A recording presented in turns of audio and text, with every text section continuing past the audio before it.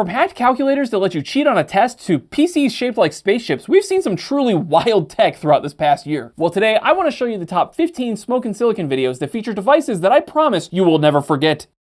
Number 15. So they call this a mini PC, but the box is pretty dang large, so not quite sure what's actually in here. Let's open it up and find out. There it is. Holy crap. It seriously is a dyno gaming PC. That's insane. Wait, hold on. Oh no. I'll show you here in a second, but this is not good. All right, so first of all, we have a little brown box here, I guess, with a power supply. And now, like I hinted at, I do have some initial issues with this dyno PC because the build quality kind of looks like crap. Let me explain. Now, starting with the dyno shell itself, it looks pretty nice, like it's a nice high quality cutout. In the metal, it's a nice metal exterior, but the first thing I noticed when I opened this PC up is the fact that we have a little mesh grill just kind of floating in the wind here. I can move it around with my finger, so that's concerning. And then guys, just wait for it. As we flip this thing to the top, it is straight up 100% open to the exterior, so you can just stick your hand in and touch the board, touch the components. That's concerning to me for a full-fledged gaming PC. But let's go ahead and take a closer look at the rest of this PC. So on the front, we have what I would assume is our power button, USB-C, couple aux ports, USB-A port right there. Flipping to the back, we have a little label here for Imlung. Also, M.star, definitely heard of that before. And then we've got an Ethernet jack, got some more USB ports, and then HDMI, display port. That's, I mean, like, I don't know. It wasn't super expensive, but it was like $300-400, I think. That's a bit absurd for that price. All right, guys, got this thing plugged in. Let's go ahead and try the power. So 3, 2, 1. Okay, we got power there. Okay, there it is. It's finally booting up. Let's go ahead and set this bad boy up and get started and see what this thing can do. Oh wait, it's it's restarting in it for whatever reason, and the dyno little logo just popped up, which is kind of cool, I guess. All right, guys, so PC is finally done with its Windows updates, at least I hope it is. So let's go ahead and log in here. And wait, what? Oh, this thing's making a nasty noise. I don't know if you can hear that, but it's like a high-pitched noise that honestly you probably wouldn't hear inside of an enclosed case. But now that it's open and a foot away from me, I can hear it loud and clear. But of course, it's actually not done. Classic Windows. All right, well, let's wait. All right, guys, so finally booted up here. Let's go ahead and check out some specs on this bad boy and see what this thing is packing. All right, so it looks like we have 500 gigs of storage. It's clearly an SSD.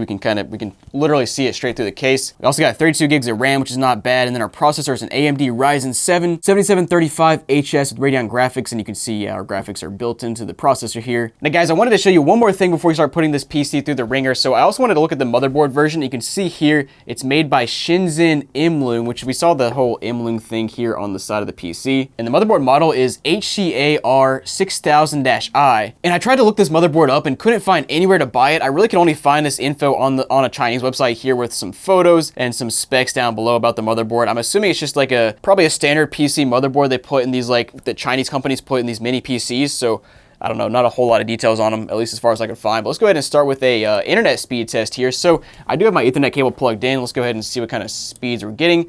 Okay, so downloads 800, uploads 900, and I get a gig up and a gig down on my internet, so 800, 900 is pretty reasonable. And I do want to do a Cinebench test here in a minute, but first I want to do some like very basic just testing of the computer itself, like through YouTube. Let's go ahead and try to watch a YouTube video and see if it can play, because the last time I got a mini PC was from TikTok, and that thing, it was stuttering just for YouTube videos. It was bad. So we'll pull up one of our recent videos here, and at first, yeah, it looks pretty good. I don't see any stuttering right off the bat. Let's go ahead and see if I can like scrub through the video. Oh yeah, that looks good. That looks good. Okay. Yeah, wow, that's that's a lot better than the last few mini PCs I've gotten. Okay. I wonder if I can watch multiple YouTube videos. Okay, so I opened up like 8 YouTube tabs and I'm still opening some more here. And so far it's like, I heard the fans rev up a little bit. Oh, it's still making that nasty like high-pitched noise. I don't like that, but you know, it's not going too loud so far. I'm checking out our performance. Our CPU is at like, yeah, it's 5%. It spiked a little bit just a second ago. Our memory and our GPU are all, I'd say, fairly reasonable for having a million tabs open in Opera here. So yeah, I think it definitely passes the basic user test who just wants to watch YouTube or maybe type in a Word document or something. But let's go ahead and close this out, open up Cinebench, and we'll try to run a Cinebench test and see what the results are. Okay, so last time I ran a Cinebench test on a mini PC, it crashed the whole thing and gave me the blue screen of death. It was just yeah, it didn't do much. Let's go ahead and try to run this. We'll try to run a single core test and see what that does. Okay, well, the PC went blank for a second and then the fans revved up like crazy. So not sure what that's about, but it's still running the test. All right, guys, so I finished with a single core test and a multi-core, and you can see the multi-core is actually 13,000, which comparatively to the other CPUs here is pretty solid. And being an 8-core, 16-thread CPU, I feel like that's actually not bad for the price on this PC. And single core tested was 1 out of 12 out of the ones comparatively on the list here, but I don't think there's a whole lot of single core tests out there, at least compared to multi-core. But guys, next up, let's go ahead and download Steam and try to play some games. So Steam is installed and I'm downloading the Ghost Runner demo right now, and I gotta mention that every time this PC does anything, the fan just goes crazy. Like, listen to this. You know, it could be a million different things, but it's just something I've noticed with this PC. But let's go ahead and, let's go ahead and run the Ghost Runner demo and see how this plays. Okay, now pulling up Ghost Runner, I feel like this should run fine on this PC here, but a little skeptical because the last time I ran it on a PC, it was getting like literally 5 frames per second. So yeah, hopefully it's a little better than that this time, but let's go ahead and find out. Starting off strong here with a really weird resolution. Let's go ahead and play it anyway and just, we'll see what it does. Okay, well, whatever settings I'm on initially is at 30 frames per second. Now the textures look horrible, so I must be on a really low setting. So let's go ahead and change that. No, it's just that my resolution is at 1280 by 720. What? Why? Yeah, that's more like it. All right, I got this thing. I got the resolution pumped up to 4K, and you can see right off the bat, it's looking like crap. My text is so small now, I can't even see my FPS counter in the corner, but it's like, yeah, it's definitely like 5 frames per second, I think. And yeah, you can tell. All right, let's go and try to change these settings again to get something that's actually reasonable to play. Okay, yeah, so putting everything at high and then putting resolution at like half makes it run reasonably well. I could optimize it a bit more, but it's I don't know, I'd call it fine now. I can't even see what the resolution or what the FPS is because it's so small. Yeah, actually, never mind, it's running like 15 or 20, so I probably need to lower our specs down a little bit more. Or maybe the PC will just turn off. Signal is going in and out.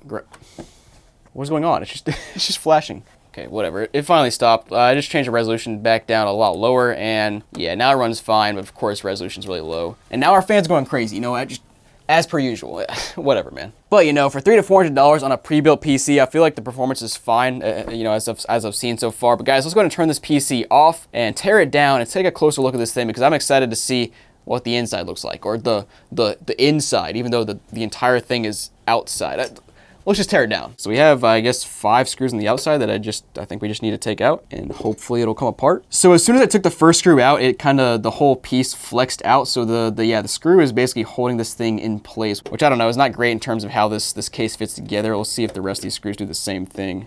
Yeah, you can see how a lot of these holes just like don't really align that well anymore because I took them out and actually, I gotta remove more stuff on the bottom too. Oh man. Wait, hold on. Did I get a used PC? Okay, so look at this. So I did start taking this screw off already. So there is just some marks from taking the screw out. But this one right here, I have not touched. And there's already some like, I wouldn't call it stripping, but there is some wear and tear on that screw. Like somebody has been in and out of the machine. So I mean, this is supposed to be brand new, but clearly somebody has been inside of this thing doing something, which is interesting. But all right, I think I have enough apart. There we go. All right, so this piece comes off, and wow, yeah, sure enough, it's just it's just a cutout mesh piece that's glued, and you can just see the glue in there, which is, I don't know, not surprising, but I thought we'd have a little bit higher build quality than this. I mean, it's literally just open. It's just open to the rest of the world. Like there's nothing stopping you from spilling water inside of this thing or from sticking your hands inside of this thing, from a little kid like tossing something inside of it. I don't know, it's just like not a PC you can use on a daily basis and feel safe about having it sitting around. You can also see our whole fan apparatus here, which has some heat pipes going to our heatsink and then blows it straight out the back. Now,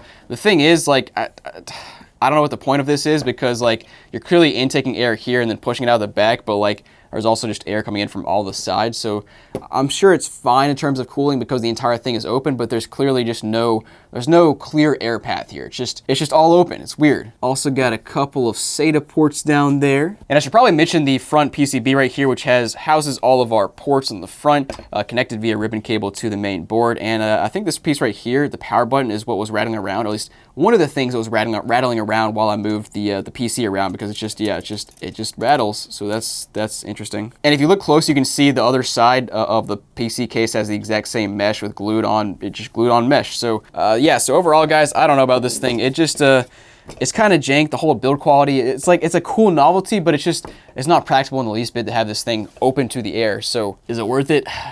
Probably not. Number 14. I bought a phone with 2 screens, and in this video, we'll test it out and go through every cursed feature this phone has. Now, we always try and buy the goofiest, most unholy phones we can find. But this one, I don't know if we'll ever top it. It's just too weird. But anyways, guys, as you can see, this looks like a totally normal phone on the front, right? It's kind of like, I don't know, iPhone 8 kind of vibes. But if I flip her over, you'll see it's another screen on the back. This is an e-ink screen, which is why it's still showing up here. I cannot get over how much like an iPhone this looks. I mean, look at like the speaker grills here and everything. anything. It's very iPhone 8. All right, I pressed the power button. It doesn't seem to be working. The guy on eBay said that the power button's a little finicky on this specific phone, so I kind of had to push down on it pretty hard. It vibrated, so I think it's turning on now. Oh, that's pretty cool. Is it doing anything on the back? Not yet. Oh, the vibration on this phone is terrible. Oh, God. I hate that. All right, I'm setting up the fingerprint sensor now. According to the eBay listing, the software that this is on, I guess Yodaphone broke the fingerprint sensor with software, so I don't know. Let's see if this works. Yeah, that seems to be having a problem. It's not progressing at all, so cool. I guess we'll set that up later. Oh, this is new. What the heck is this? First screen button. That's our power button, I think. Second screen button. So it's just saying, like, if you flip it over, it'll show, your button flips over too. Yeah, I would hope so. Unlocking always work on the screen that is facing upwards. This is attributed to accelerometer. What? I don't know what that means. Okay, we're on the home screen. This bottom row is jumping at me. What is this? There's a whole bunch of Yodaphone specific apps, it looks like. First thing I see here is second screen. What does this do? Is there something displaying on the screen? Oh, baby. Look at that. Does this work as a touchscreen? It doesn't seem to be. Oh, it vibrated. Anyway, it looks like I can select what the back screen is gonna show me. Let's go with this one. Wow, it's not updating. Oh no, guys, I just opened up the camera to see if I could like take a photo to put it on the back screen here. Also, what is this? Oh, I'm in the camera app, so it like put a retro looking camera on the back screen. Dude, this phone is awesome. But anyway, the camera seems like it's super blurry. Is there just like gunk on the front? I'm confused. Oh, that's so much better. Okay, yeah, that's perfectly acceptable for a phone camera from 2020. All right, I think I did. Yeah, look at that. You can set whatever photo you want as your little background thing here. That is very something. I'm just imagining, you're pulling out your phone in class or whatever, you're holding up, and your teacher's just seeing this crap like, oh no. By the way, unless I can figure out a way to, get this thing to function the way you would think, it's not working like a touchscreen yet. Also, I'm not doing like anything with this phone yet, and it is getting so hot. I just want to see if I can figure out a way to like actually use the e-ink screen as a screen. Yo, there's 2048 on here. Application is updated on back screen. This is a Yodaphone version of 2048. What? Wait, I think I figured it out. You press the power button to turn off this screen, and now I think this screen is working? Maybe. I don't think it is. Oh, it's asking for my PIN. I was so confused like what this screen was, but oh my God, that is so laggy. It's pretty much like every e-ink screen I've ever seen. It's just, wow. So it doesn't actually, that is terrifying, by the way, when it goes back. That is so scary. But it doesn't actually like give you the full Android experience with the other screen. It's like its own version that works better with the e-ink screen. And by the way, I think the other screen is still off. Yeah, it is. Wait, I can scroll? This is like an actual home screen? Oh man, that just looks so terrifying. So what else do we have here? We have keep. What is keep? Capture anything, make lists, take photos, speak your mind, whatever works for you, works in keep. Get started. By the way, I don't know if you guys can see, but there's some ghosting going on back there. There's like things that were displayed on the screen before. I don't know how to get rid of those. There, Smokin sillies. You can draw with the laggiest screen ever. That feels awful. Ugh. Oh, today I am trying the Yodaphone and I'm hungry. That works, I guess. What else we got here? I can use messages. Oh, no, I can't. Is the phone locked? What happened? Oh, it did lock itself. That's really confusing. I can't for the life of me tell when this phone is unlocked or locked on the back screen. I'm typing on the worst keyboard ever. Oh my God. I mean, you guys already know the vibration sucks on this, but just take that and combine it with like the laggiest screen you have ever seen. Oh boy. Wow, that looked terrible. All right, we got Chrome. You can do full web browsing with this thing? I refuse to believe this. Sure, let's go to Wikipedia and try. I mean, it's an e-ink screen. Maybe this is like the peak way to read Wikipedia articles. Today's featured article, Nasoceratops is a genus of Carasopus dinosaur that lived in North America from many million years ago. I made fun of it, but it is kind of a nice reading experience, not gonna lie. It feels like I'm reading a Kindle. Is there a way I can get like other apps on here though? Let me play around with the other side of this phone and find out. Oh bro, we got chess and checkers on here too? It's the same thing, you gotta flip it over, you unlock it, and then you can play checkers. Here. Oh, he got me now. Well, guys, I've managed to catch myself in an endless loop of checkers. The AI just keeps going back and forth, so I'm gonna count that as a win for me. All right, I keep dropping this stupid thing because like flipping it over is such an awkward process without, touching the screen. Like I literally just did. I guess you're supposed to lock it. Oh, and it shows that it's locked now. Okay. And then you can put the case over top of it. This is so crazy. And yeah, okay, now it's protected from my dropping a little bit more, but it's like having a screen that you can accidentally touch on the back of the device that you're trying to use just feels so cumbersome. Okay, so the way this is supposed to work, I think, is that you set up your home screen for the second screen in this like customization app, and you can put whatever apps you want in here. And sure enough, I just set up a new one. Yeah, I flip it over and it's just like a basic background with some apps that I have. Also, it's really weird using a phone with the power button on the left side of the device, but I guess it works. And all right, first thing I gotta try here, let's open YouTube. Oh my God, this is awesome. Nighttime thunderstorm haven, inviting room with fireplace and calming rain. Sure, let's watch that on a black and white e-ink screen. It's not actually, running poorly. It's just that the screen has such like a low refresh rate that it looks awful. All right, gotta try and watch some of our own videos on this thing. This already looks absurd. For some reason, the full screen just refuses to work, but the video is playing. It looks awful though because of like the whole like thing sticking on screen and everything, and obviously the frame rate is like 4 FPS. I don't really know why you would want to watch YouTube like that, but you can do it. All right, you guys know I had to install Stumble Guys and play it on this screen, so let's give that a shot. No, just go horizontal. What are we doing? No, it doesn't want to. Okay. Also, I have no idea what this is doing. Why are we flashing? All right, I closed and reopened the app and it seems to have stopped flashing, so that's nice. Oh, we're in, but I can't see.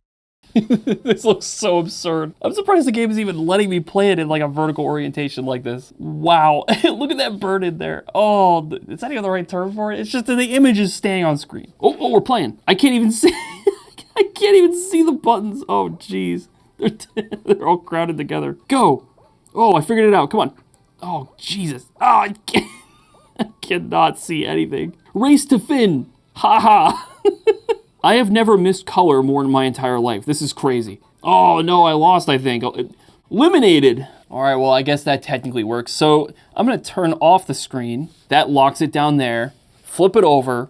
Turn this screen on. If I open Stumble Guys, is it still open? Does it have to like relaunch? It does. Okay, so like I don't understand why they wouldn't design it so that the front and back screen can just display the same thing all the time and you can like choose which screen is on and off. I will say the front screen, it's quite nice. This is a completely usable normal phone screen that it looks super smooth compared to the e-ink screen. And with the exception of those like random apps and stuff, for the most part, it's just a very normal version of Android. Actually, I'm curious though, where are the display settings here? It doesn't say anything about the screen on the back, so I guess to the, the normal Android side of things, it doesn't even know that there's a screen back here.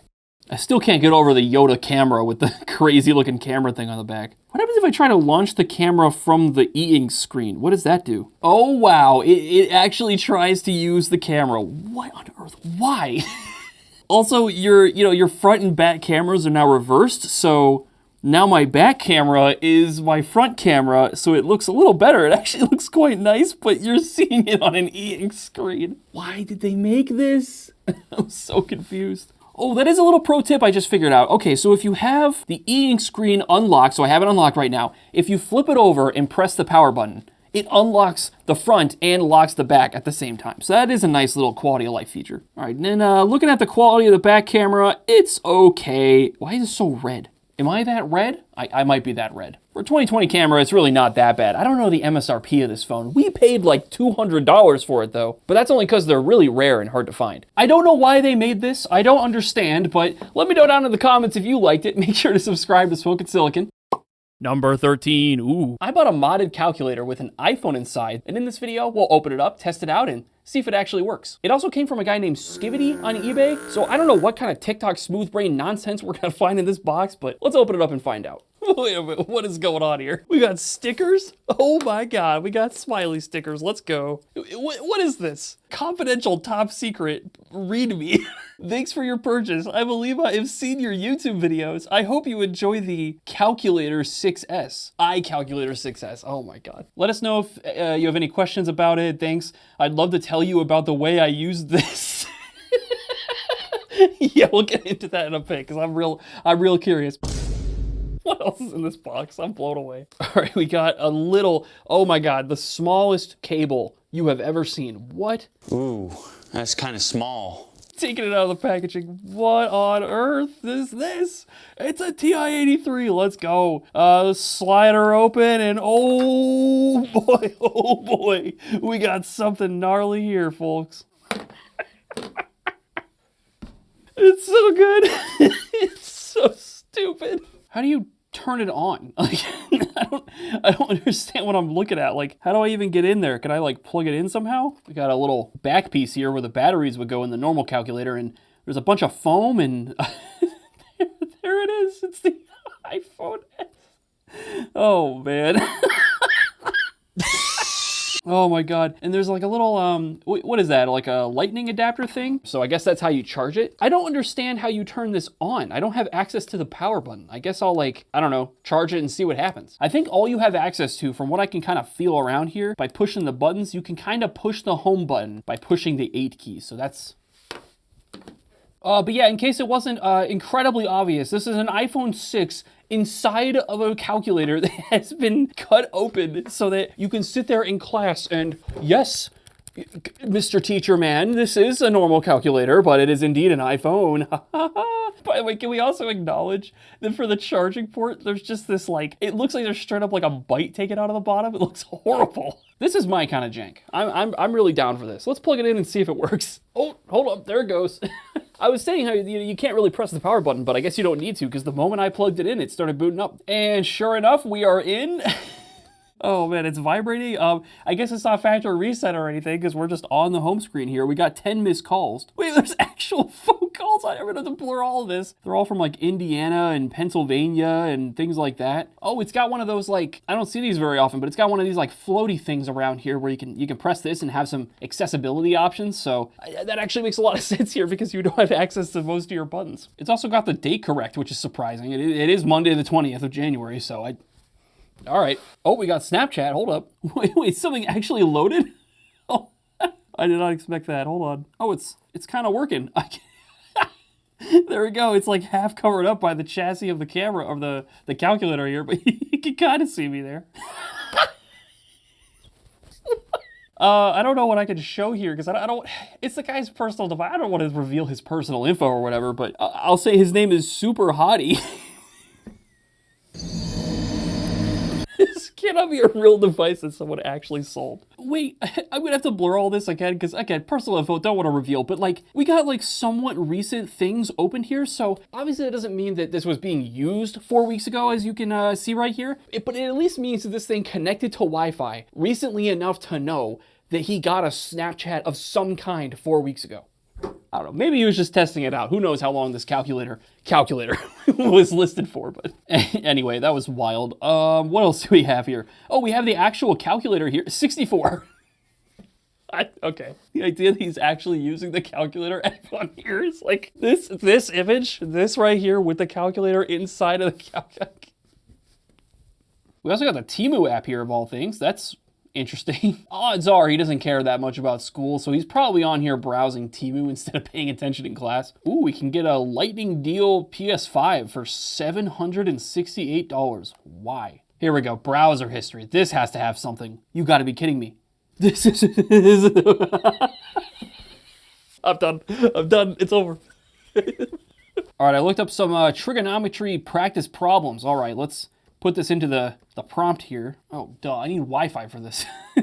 Hold on, we'll come back to this. Do we have any other funny little tabs open? Oh, I only see one tab open, okay. Yeah, I'm kind of confused with this device because it was clearly used for the intended purpose, but like, it doesn't seem like it was used very much outside of that, which is not a problem. It just adds to the confusion. Okay guys, so I had to get more info on this goofy little device, right? So I did indeed follow his letter's instructions. I reached out to him on eBay to get more details about why he made this and how exactly he used it. He says, I actually created it about 2 years ago when I was in 11th grade. And then he basically says here that he was in like a chemistry class where he was trying to get his phone out, but the teacher got mad at him. So he came up with the genius idea to buy a hollowed out TI-83 off of eBay, I assume. He also, I guess, had a normal TI-83. And then if a teacher walked by, he had the other one to do the old swap-a-roo real quick. He continues, and I have to say, it worked great. No one batted an eye, surprisingly, even though I was using a calculator in history class. I would have assumed he had just limited this to a math class or something. I don't know, physics or chemistry, I guess, is like also be fine, right? Sometimes, but the idea of using this in a history class is insane. Ugh, and here it's just, this is a rough one. I took it with SAT testing, but wasn't much use besides some math sections. Oh yes, you know, a large portion of the questions on the test. The idea of this guy getting into a college because he got a higher score than someone else because he was using this device is a little aggravating, gotta say. Anyway, he continues. Everyone thought it was a genius and was wondering how I got the home button to press using the 8 button. That I wasn't even expecting, but it just worked. Yeah, that's what I figured. He just slapped it in here and he figured out, oh, if I press the 8 key, it just works as the home key. This is perfect. I ended up using it until I graduated high school, I would hope. Never got caught, but there were as many close calls for sure. So thankfully, based off what he's writing there, it sounds like he's done using it, so I presume he never went to college. So good. Those faked SAT scores never actually resulted in someone else not getting into college because of his garbage here that he made, but that's still insane. And then finally, he gave me a little more detail on like how exactly he would use this. He said, my math classes were perfect for this, and Mathway did all the work for me. And in the other classes, I looked up the answers, and most of the time, they were able to be found on Chegg or other places online. Look, do I look like I went to college? I don't know what a Chegg is. You'll have to let me know down in the comments. So ultimately, based off reading his responses, I'm kind of just more confused. You spent all this time making this thing when you could have just been studying for the test. Why? Like, the ingenuity, I guess I can applaud it, but you gotta put that work in the right places, man. Let me just look through the entire app library. Anything interesting here? Oh, I forgot to check the settings. Hold on, that's interesting enough to check. We're not signed into iTunes, so, okay, that's good. So I don't have, like, full access to this guy's stuff. It is indeed a 64 gig iPhone. I think that's what it's on the listing. Got 48 gigs available, sounds about right. And we're on software version 15.2.1. Are we on like 19 now, I wanna say? 19 something? Nope, we're still on 18, but hey, that's quite a bit higher than 15. All right, we're connected to Wi-Fi. Will our little math thing work now? I don't know, just, yeah, that. Sure, yep, that's it, yep. Okay, you get the idea, it's a math cheating thing.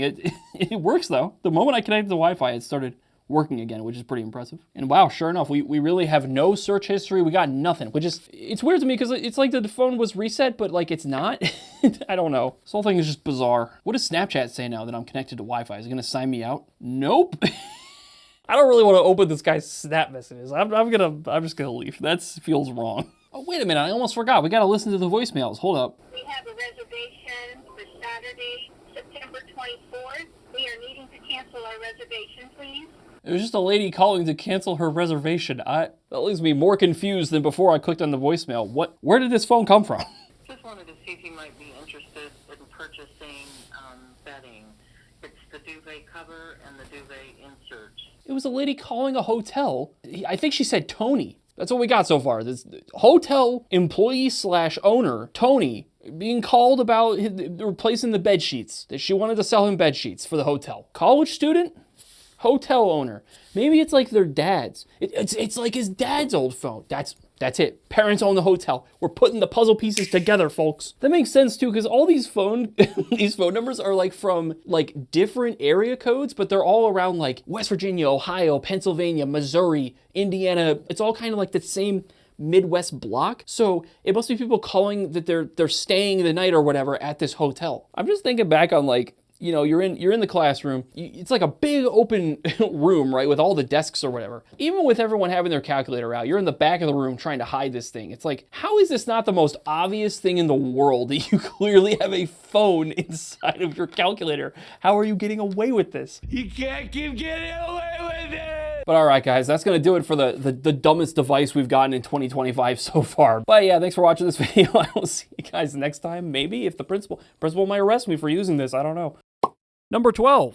I bought one of the coolest phones I've ever laid my eyes on, and in this video, we're gonna unbox it, test it out, and you'll see why I think it's better than most new phones here in 2025. And man, the crazy thing is, we've seen some awesome phones on this channel, like a phone disguised as a smartwatch, or even a custom-built PlayStation phone, but trust me guys, this one today is better. Let me show you. Now we should have a complete unboxed phone here, and then an untested version here, so let's start with the complete unboxed one and see what they sent us. Unwrap this thing. Oh baby, dude, that's that's so sick. It's not very often that you keep a phone box around because they're usually not that special, but this one this one's special. And in case you don't know, this came out in 2010 and it was pretty hyped up because it's a Star Wars phone. I mean, like, if you're a Star Wars fan, why wouldn't you like this? But looking at this thing, oh my goodness. It says Star Wars Empire Strikes Back Droid Limited Edition on the back. And I believe this was like the 25th or 30th anniversary of this movie coming out, which is why they made this phone. At least that's part of the reason. But let's go ahead and pull this box open. And oh yeah, there it is. All right, so this thing is kind of bulging. I don't think they packaged it quite right. But yeah, the phone's here, which we'll take a look at, or closer look at in here in just a second. But you can see, of course, the R2-D2 branding there. Then we'll see what's inside of this box. Oh, nice. It actually includes the little stand. And this thing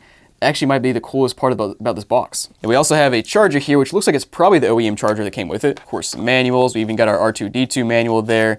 And then we have, oh my gosh, we have some earbuds here with some very yellow tips, which is, I guess, not surprising, but that's kind of gross. The rest of it is just Verizon stuff. I think this is a Verizon exclusive phone, but let's go ahead and take a closer look at the phone itself now. And taking a look at the front here, it is a Droid 2 phone, I believe. It's, of course, got your sliding mechanism where it slides up, and oh, I think it should slide a little better than that, but it's, ooh, yeah, I don't like that. Okay, so hopefully that's not how it was originally, but it does still slide, kind of. But anyways, got your keyboard down there. We do have like a hairline crack on the side there, which I believe they said in the eBay description, so nothing, no worries there. And guys, slip into the back. This is where this phone really shines. We've got the R2-D2 artwork back here, and this is just so sick. I'm not even a huge Star Wars fan, but this is just like, it's one of the coolest phones I've ever seen. I don't know why they don't make more limited edition phones these days. Like, I just feel like I don't ever see them. And, you know, even the camera lines up with the artwork. It's just a very nice addition. And I gotta say, I think the battery might be bloating a little bit, which is unfortunate. We'll try to open the back up later and see how that looks. But next up, I want to try to plug this into the little dock here and see how that works. So it just slides in place there, at least it should. Yeah, and just like so, it just sits there. That's a nice little touch, man. Anyways, guys, let's go ahead and turn this thing on and see what is special about the phone itself, because I think there is stuff loaded on this phone that is special to the phone as well. So let's check it out. And surprisingly, it somehow still has battery, which is that's great. Yo, that's so sick. And here it is. Cool. Welcome to Droid 2. Let's go. Let me pass this, please. Ah, thank goodness. We are here to the main menu. We got a Star Wars background by default. And guys, let me go ahead and take off the screen protector because I would like to see this thing in all its glory. And okay, well, it's not that much better underneath it for some reason, but it is a little bit better. And actually, most of it is gunk I can just wipe off, so that's good. But let's go ahead and explore this phone some more and see what's on it. And first thing I got to mention, the viewing angles are pretty bad. Not surprising for this era of smartphone, but got to mention that there. And I actually want to start by seeing what Android version we're on, if I can even find the settings menu here. And wait, dude, as I'm scrolling around, we've got, what is this? That's R2-D2 shining the time there. That's pretty sick. We've also got a little photo of Darth Vader here. What is this? Is that a photo or a video or what? It's just a widget that's just there. Oh, and yo, we have the Blockbuster app. We have the old YouTube app. This thing is a time capsule. Hold on, let's go ahead and see if this thing will open up. So we got YouTube, and dude, yeah, you can't do anything obviously, but like that's such a time capsule. Also, let's try out the Blockbuster app. Let's see if anything opens. It does. Dude, oh, no, kind of. Please, no, let me pass this. But you can kind of see in the background with new releases, find a store. I honestly did not even know Blockbuster ever had an app, but that's you know, you learn something every day. But otherwise, just a bunch of, I guess, by default things set up on the home screen. I'm still trying to find my settings. Where the heck are my settings at? There we go, finally. All right, yes, like I said, this is a Droid 2 phone. It's on Android 2.3.4, which is just, I don't know, it feels wild to see a phone on that old of an Android version at this point in time. And our battery level is 100%, which is very impressive. I had this phone, I don't know, a few months ago, and it's just been sitting in the box, so that's impressive that it's still at 100%. Let's go ahead and check out all the other apps that come on this phone by default. So it looks like we press the launcher icon, and it'll take us to our apps. But you can see we got Amazon Kindle, Amazon MP3, Blockbuster as we saw, City ID, whatever that is. Then the old Gmail app, that's hilarious to see. Messaging. We got Need for Speed Shift, which is pretty sick. We got Skype, which is just defunct now. We got a couple Star Wars icons. We got Star Wars ESP binocular. I guess that's what that says. And then the best of R2-D2. Okay, let's start with this binocular thing and see what that does. So I think I'm supposed to look around, but I think the gyroscope or accelerometer, whatever they use to you know, measure my tilting is not working properly, because it's just like, what is going on? It's just moving randomly. And you use this to zoom in, so I don't know what the goal is here. I guess it's just to look at stuff maybe. Okay, it seems to work when I move like up and down. You can see the binoculars moving up and down, but side to side, like, it's just not doing anything. Oh wait, there it is, turning a little bit. Come on. Okay, now it's moving to the side like a little bit. It kind of works, but it's making me dizzy because I'm just spinning around. Well, yeah, I don't know. That was kind of cool. There's no instructions or anything about whatever. Let's just go back and try the best of R2-D2 app that we saw here as well. Okay, so it's just I guess a video. Yeah, it's literally just a 3-minute video. Yeah, 2:53. I'm not sure why that's in its own app, but I I guess that's kind of cool. I can't show any of this stuff or else I'm gonna get struck down by our Disney overlords. But let's go back to our themes or wallpapers or something and see if there's any special wallpapers on this phone. Maybe there's some stuff in the gallery by default. Nope. Nothing there. Maybe wallpapers. Ah, there we go. So we got by default Star Wars. We got a few different Star Wars wallpapers here. R2-D2 right there. Empire Strikes Back poster. That's pretty sick. We got some like different artwork pieces here as well. Yeah, these are sick. Yeah, dude, there's a lot of them. Okay, there's like 10 or 15 of them. That's a classic. Let's go ahead and set that one as our wallpaper. And then of course, as you scroll through, you can see it in the background. That's so sick. This is like a dream for a Star Wars fan. Let's see what else kind of Star Wars stuff is on this phone. There's got to be something else, right? You know, I wonder if there's like an R2-D2 contact in here by default. That'd be hilarious. But no, we just have C-3PO as the default photo for all the default crap, so that's not surprising. We got the Android Market here, which I don't even recall it being called the Android Market rather than the Google Play Store, because it's been Google Play Store for as long as I can remember, but yeah, I can't use that because it's so old. Also got a browser here, which can't be used because I'm not connected to Wi-Fi. Let me go ahead and try to connect to Wi-Fi actually and see if that will still work. Let's go, we're connected up. All right, let's see what else we can do with this phone now that we are connected to Wi-Fi. Let's search for YouTube in our browser here and see what pops up. It can't load anything. I'm just trying to search in Google and it just doesn't do anything. That's not good. Maybe landscape mode, and nope, just doesn't work. Great. Well, guys, next up let's try out the camera. Let's see how that looks from, this is 2010, so it should be a halfway decent camera. Oh, okay, apparently there's literally no storage at all on this phone.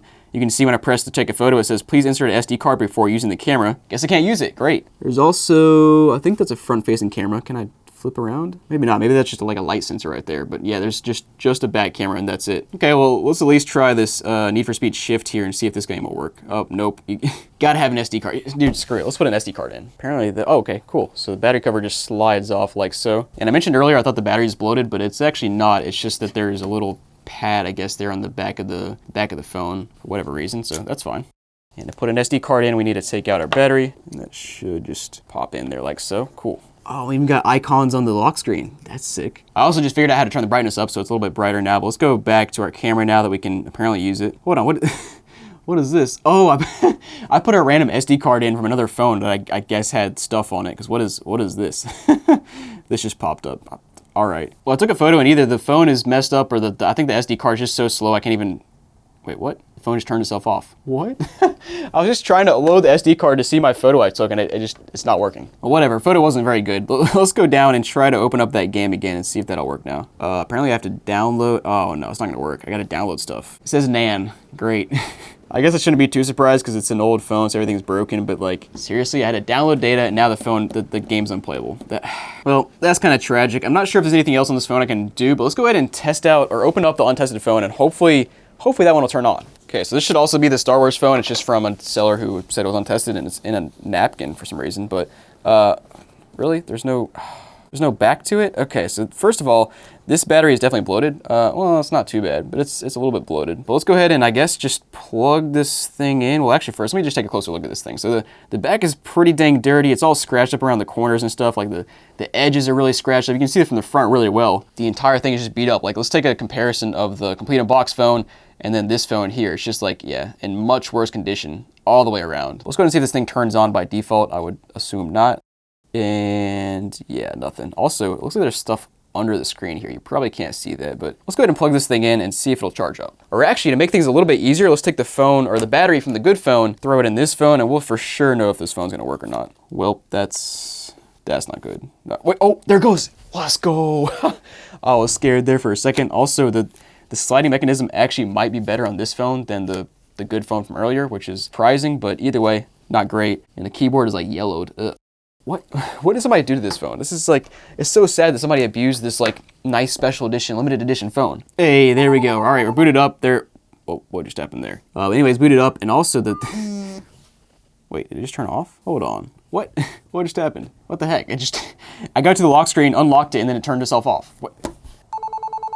Okay, finally booted back up, and for some reason the phone is ringing. By the way, I did put the back on this one so that it holds the battery in place. Maybe that was an issue before. I don't really know, but it just turned itself off again. Are you serious? Huh. Also, just notice there's some more R2-D2 text right there behind the keyboard, which is kind of cool. But anyways, trying to charge this thing and it says question mark. What? I guess let me go back to the old battery on this one. Okay, well the other battery the battery came with also says question mark. Okay, it's back on, so I got the battery symbol up there. Randomly thundered outside and then the phone turned off immediately. All right, let me try to clean the contacts in the battery terminal right there. Scrub. Okay, so again, trying it with the battery from the first phone we tested, and I also just noticed these are actually two different batteries. One says BP6X, this one says BP7X, and the 7X is what came in this untested phone. So looking at the two batteries, it looks like the only difference is the 7X has a larger capacity, and therefore is ever so slightly larger. But yeah, other than that, it looks like it's the same. All right, guys, I got into the recovery menu here, and we're gonna try to, I guess we'll try to wipe the cache partition first and see if that does something. I'm trying to get this phone to at least turn on. Okay, cache wipe complete. Let's go ahead and I guess reboot it and see if that does something. All right, back on again, and it turned back off again. All right, guys, well, I gave up. I don't know what else to do with this phone. Let me know if you got any ideas. Put them in the comments down below. I'll try them, or maybe I'll come back if I figure something out. Number 11. I bought a custom-made Game Boy phone, and in this video, we'll test it out and see everything it can do. Now, have you guys ever seen the Xperia Play? It was like a 2011 version of a gaming phone, and that's basically what I have here, just in Nintendo-ified custom form from eBay. Let's check it out. Let's go ahead and pop this sucker open. Oh my God, it's in a PSP little sleeve thing. That's amazing. Let's unfurl the sleeve here. In first impression, it kind of just looks like a normal Sony Ericsson Xperia. But when we slide her open, we should see, oh yeah, we got Game Boy or DS, whatever you want to call them, buttons. And I guess I should explain a little bit of context. So this phone originally was an Xperia, what's it called, Mini Pro. And that phone definitely did not have a slide out gamepad you could play with. It had a full-size keyboard you could use. Now you may be racking your brain like, wait a minute, I've seen this before though. You're thinking of the Xperia Play. That was a totally different device I'll show a picture of on screen, and that had more of like a PSP kind of form factor. On the top you can see we have a charger, power port, and headphone jack. On this side we've got a camera button, very nice. Volume rocker. Back side just says Xperia. It's got this little green dot, I wonder what that's for. We have an HD camera, very cool. And the back's a little sticky. It's got a little bit of like that old rubbery kind of stick going on, but it's not too bad yet. Now I'm gonna very carefully try and take the back off of this phone, because like, I don't know what kind of hack job went into here to get this gamepad on here. Okay, it's carefully coming off. There it goes, there it goes. And yeah, we just have a normal battery and holy crap, a 128 gigabyte SD card. This guy's got all the games on his phone. But yeah, even taking the battery out, I mean, so far it just looks like a normal phone. I mean, how did he get it to look this convincing and actually get buttons in there? What? I don't know, but we're definitely gonna have to open this thing up later and see what's really going on with this gamepad here. But all right, guys, I think it's time we try to turn this thing on if it still has power. Let's give it a shot. Oh, there it goes. Yo, CyanogenMod, I've not seen that in many years. It's got the root stuff. What do you call that on Android? It's been so long. Oh, dude, this guy's sick. He's got the Punisher as his background. Let's go to unlock the phone. Oops, I opened messaging. Well, there's no conversations, all right. And immediately, like right on the front here, we can see we have all the games. Can this thing really play all this stuff? That's gonna be great. PCMU free. That sounds very legit. There's also only one screen on the homepage. This guy had his priorities straight. This was a gamer's device, nothing else. We got any pictures? Oh, surprisingly we do, but it looks like it's all just game cover arts. Also, by the way, in case it wasn't clear, I knew nothing about this device from the eBay listing. The eBay listing was like a bunch of photos, and then the description was just this. Huh? And it wasn't cheap either. It was well over $200. Let's just go ahead and start playing games. We got an NES up here. Let's check it out. Okay, so this is one of those situations where he just put every game. Every NES game is on this. I mean, it makes sense. As you saw earlier, this thing has a 128 gigabyte SD card, so you might as well. Okay, and we're playing Super Mario Bros. Duck Hunt. Let's go ahead and give it a shot. Oh, he's got the jump button all the way on the right. Come on. And see, this goes into the mystery of this device, right? I have no idea how this gamepad is actually hooked up to the phone. Like, is it some kind of like hack job Bluetooth situation? Is it like actually pushing a keyboard button? It's really hard to tell. There is a lot of input delay though, I gotta say. A lot of that's probably the emulator though. See, on a real NES, I never would have died there. But yeah, I mean, that was very easy to use. You just kind of navigate to whatever game you're looking for, and you just open it up and it goes. Let's do Super Nintendo next, which again, makes a ton of sense with this control scheme. Recent games, let's find out what he was playing. Super Mario Kart 8 2 for Super Nintendo. Yeah, that's Mario Kart 8. What happened to Yoshi? Where's his head? Yoshi, you all good? What'd they do to you, my boy? Oh, there it is. Okay, good. And yeah, this is working fine. I'm getting a little bit of that like weird visual glitch every once in a while. Like, what is that? What is happening there? trolling as terribly as Super Mario Kart for Super Nintendo usually does. I don't know what makes it Mario Kart 8, but I'm glad we saved Yoshi. Let's try a different game. All right, we're playing Super Mario World now, and I will say the device is a little more jank than I was first giving it credit for. First of all, I'm noticing some serious lag and frame drops in the actual emulation here, so I don't know if this phone is actually powerful enough to play Super Nintendo games that well. And then in terms of just general playability, the buttons don't always feel great. The D-pad's pretty decent. Sometimes it accidentally rolls down into the down button, and the B button I find actually kind of tough to press. But especially if you're playing something slower, you know, not Super Mario World, I bet it's mostly fine. All right, I guess we should try out Game Boy next, because this is the Game Boy phone. Beatmania GB2 Gotcha Mix Japan. Let's do it. Ah, yes, I can read that. Oh, boom, eat. Okay, so it's just like a rhythm game, but I don't know what the buttons do. It looks like they control different lanes. It's pretty cool, though. It's honestly a pretty fun game that I randomly chose here. But yes, indeed, this does actually play Game Boy games and most Nintendo things quite well. Let's try out something a little more intense. Let's go N64, because, like, this thing doesn't have any analog sticks, so, like, this should not be a good time. Doom 64 is the most recent game played. It's goated. That's awesome. I can't see. Did the game crash? What's going on? Oh, I can kind of see now. I can see it dropping a lot of frames, but you guys definitely cannot see that, so let me try a different game. It's a little laggy, but it is technically running Super Mario 64. All right. Except the buttons don't want to work. That's weird. They were working in Doom. All right, I guess we can't play Super Mario 64. That makes me sad. I see there's a DS emulator on here. That could be pretty cool. Let's try that out. Load new game. What happened? Oh, Metroid Prime Hunters. Oh, sick. Let's give that a try. Not a valid ROM. Aw, come on. New Super Mario Bros? Oh. Oh, well, this introduces an interesting problem. I loaded up this Castlevania Aria of Sorrow, I'm pretty sure it is, or Dawn of Sorrow for the DS. And I think the menu in this game is on the bottom screen, so I'm just going to hit A. Yep, I'm hitting buttons. Something's got to happen eventually. All right, well, I give up. Now, here's what I'm really excited for. Somehow we have PlayStation games on here? This thing was having trouble with Super Nintendo. I really would be surprised if it can handle PlayStation 1. Yo, I mean, Castlevania Symphony of the Night is loading. I mean, that's working pretty all right so far. It's a little laggy, but not too awful. To be fair, mostly this is a 2D game, so it's maybe not the most demanding PlayStation 1 game out there. Also, I don't hear any music for some reason. No voice acting. Aw, dude. This emulator sucks. Or this phone sucks. That's probably the more likely situation here. Anyway, let's see what else we have. PSP? That might actually be okay on this, maybe. He's only got Tekken, Dark Resurrection, and Ultimate Ghosts and Goblins. That's an interesting group of games. Let's try Tekken. Running slow, try frame skip. Sound is choppy when slow. It sure is. Gameplay is horrible. Oh no, this is not working at all. Hey, I'm winning though. The CPU can't handle these frames. I'm hitting buttons in between the frames out here. I spoke too soon. No, please.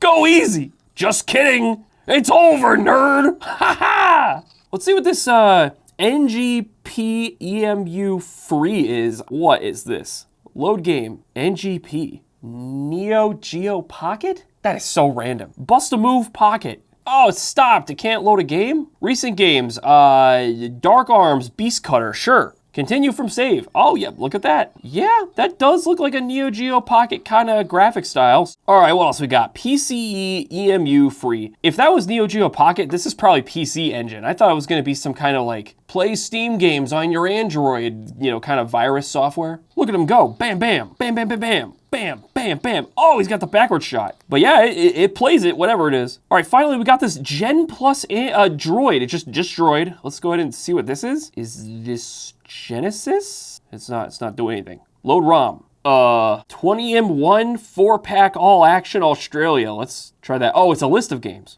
All right, we're gonna play Shinobi for Master System, I assume. Yeah, there it goes. And yeah, that's working. Okay, that's cool. And yeah, that's pretty much all the emulators it had on here. Let me see if there's any others that were missing. Apollo. What is Apollo? Is this like music? Songs. Oh yeah, those look like some real good songs. I Could Be the One. What is this? What happens if I click this? I'm so confused. Why? Why does it have that name? Kara, Sexy Love. Well, I'm more confused than before I opened that app, so we're just gonna get out of there. Okay guys, it's time to tear down the phone. Now, this was a bit of a process to get this device apart without, breaking in stuff. So I'm just gonna narrate as I, go over the teardown of this phone. There were these 6 screws on the back behind this little sticker. There was one hiding, but those weren't really that big a deal to get off. And of course, there was a sneaky little ribbon cable, like hiding underneath that piece. So I had to very carefully remove that. And there we go, there's the motherboard. Then just a few clips later, at this point I had to grab a metal pry tool and get the motherboard out from underneath. It was not my favorite step of this process, but eventually the motherboard did slide out, and you can see it had these, I don't know how to describe them, these rubber dome, plastic little dome pieces from where you would push the keyboard buttons down. And then on the other side, you can see there was this, I don't know how to describe it. It was like a piece of tape with the DS buttons embedded into them, and then on the other side, where you slide the phone open, you can see that's where the DS buttons were, and he put another piece of custom printed material of some kind over top. It actually felt pretty official, to be honest. But I think that was essentially what was holding the buttons in place. And then on the keyboard side of things, it's really strange. It's like he removed or disabled all of the keyboard buttons that weren't strictly necessary to make the buttons he needed work. And if you line up where the actual buttons connect to the board, you can see the plus symbol. They're kind of hard to see, but you can see the little domes are still there for the plus symbol on the D-pad, and the start and select button, and L and R buttons, and the X, Y, BA buttons. They were all kind of laid out there with the correct dome pieces. So all the other pieces seem to have been taken out so you wouldn't accidentally push anything that was originally there when the keyboard was fully together. And sure enough, I put the device back together. It took a second to turn on. It kind of scared me, but it did seem to be booting up, and I was able to play a game just fine, and everything still worked great. So I didn't break the device, surprisingly. But make sure to let me know down in the comments what you guys think of this device. I will see you next time. Bye-bye. Number 10. I bought the 10 weirdest phone cases off TEMU, and in this video, we're gonna test them all out, see which ones are pretty sick and which ones are a total disaster. We got bread cases, gravity cases, weird minimalist cases, a frying pan case, what? I'm just gonna start testing all these out. Let's see what they can do. All right, up first, I have this very looking plain green case. What did he say?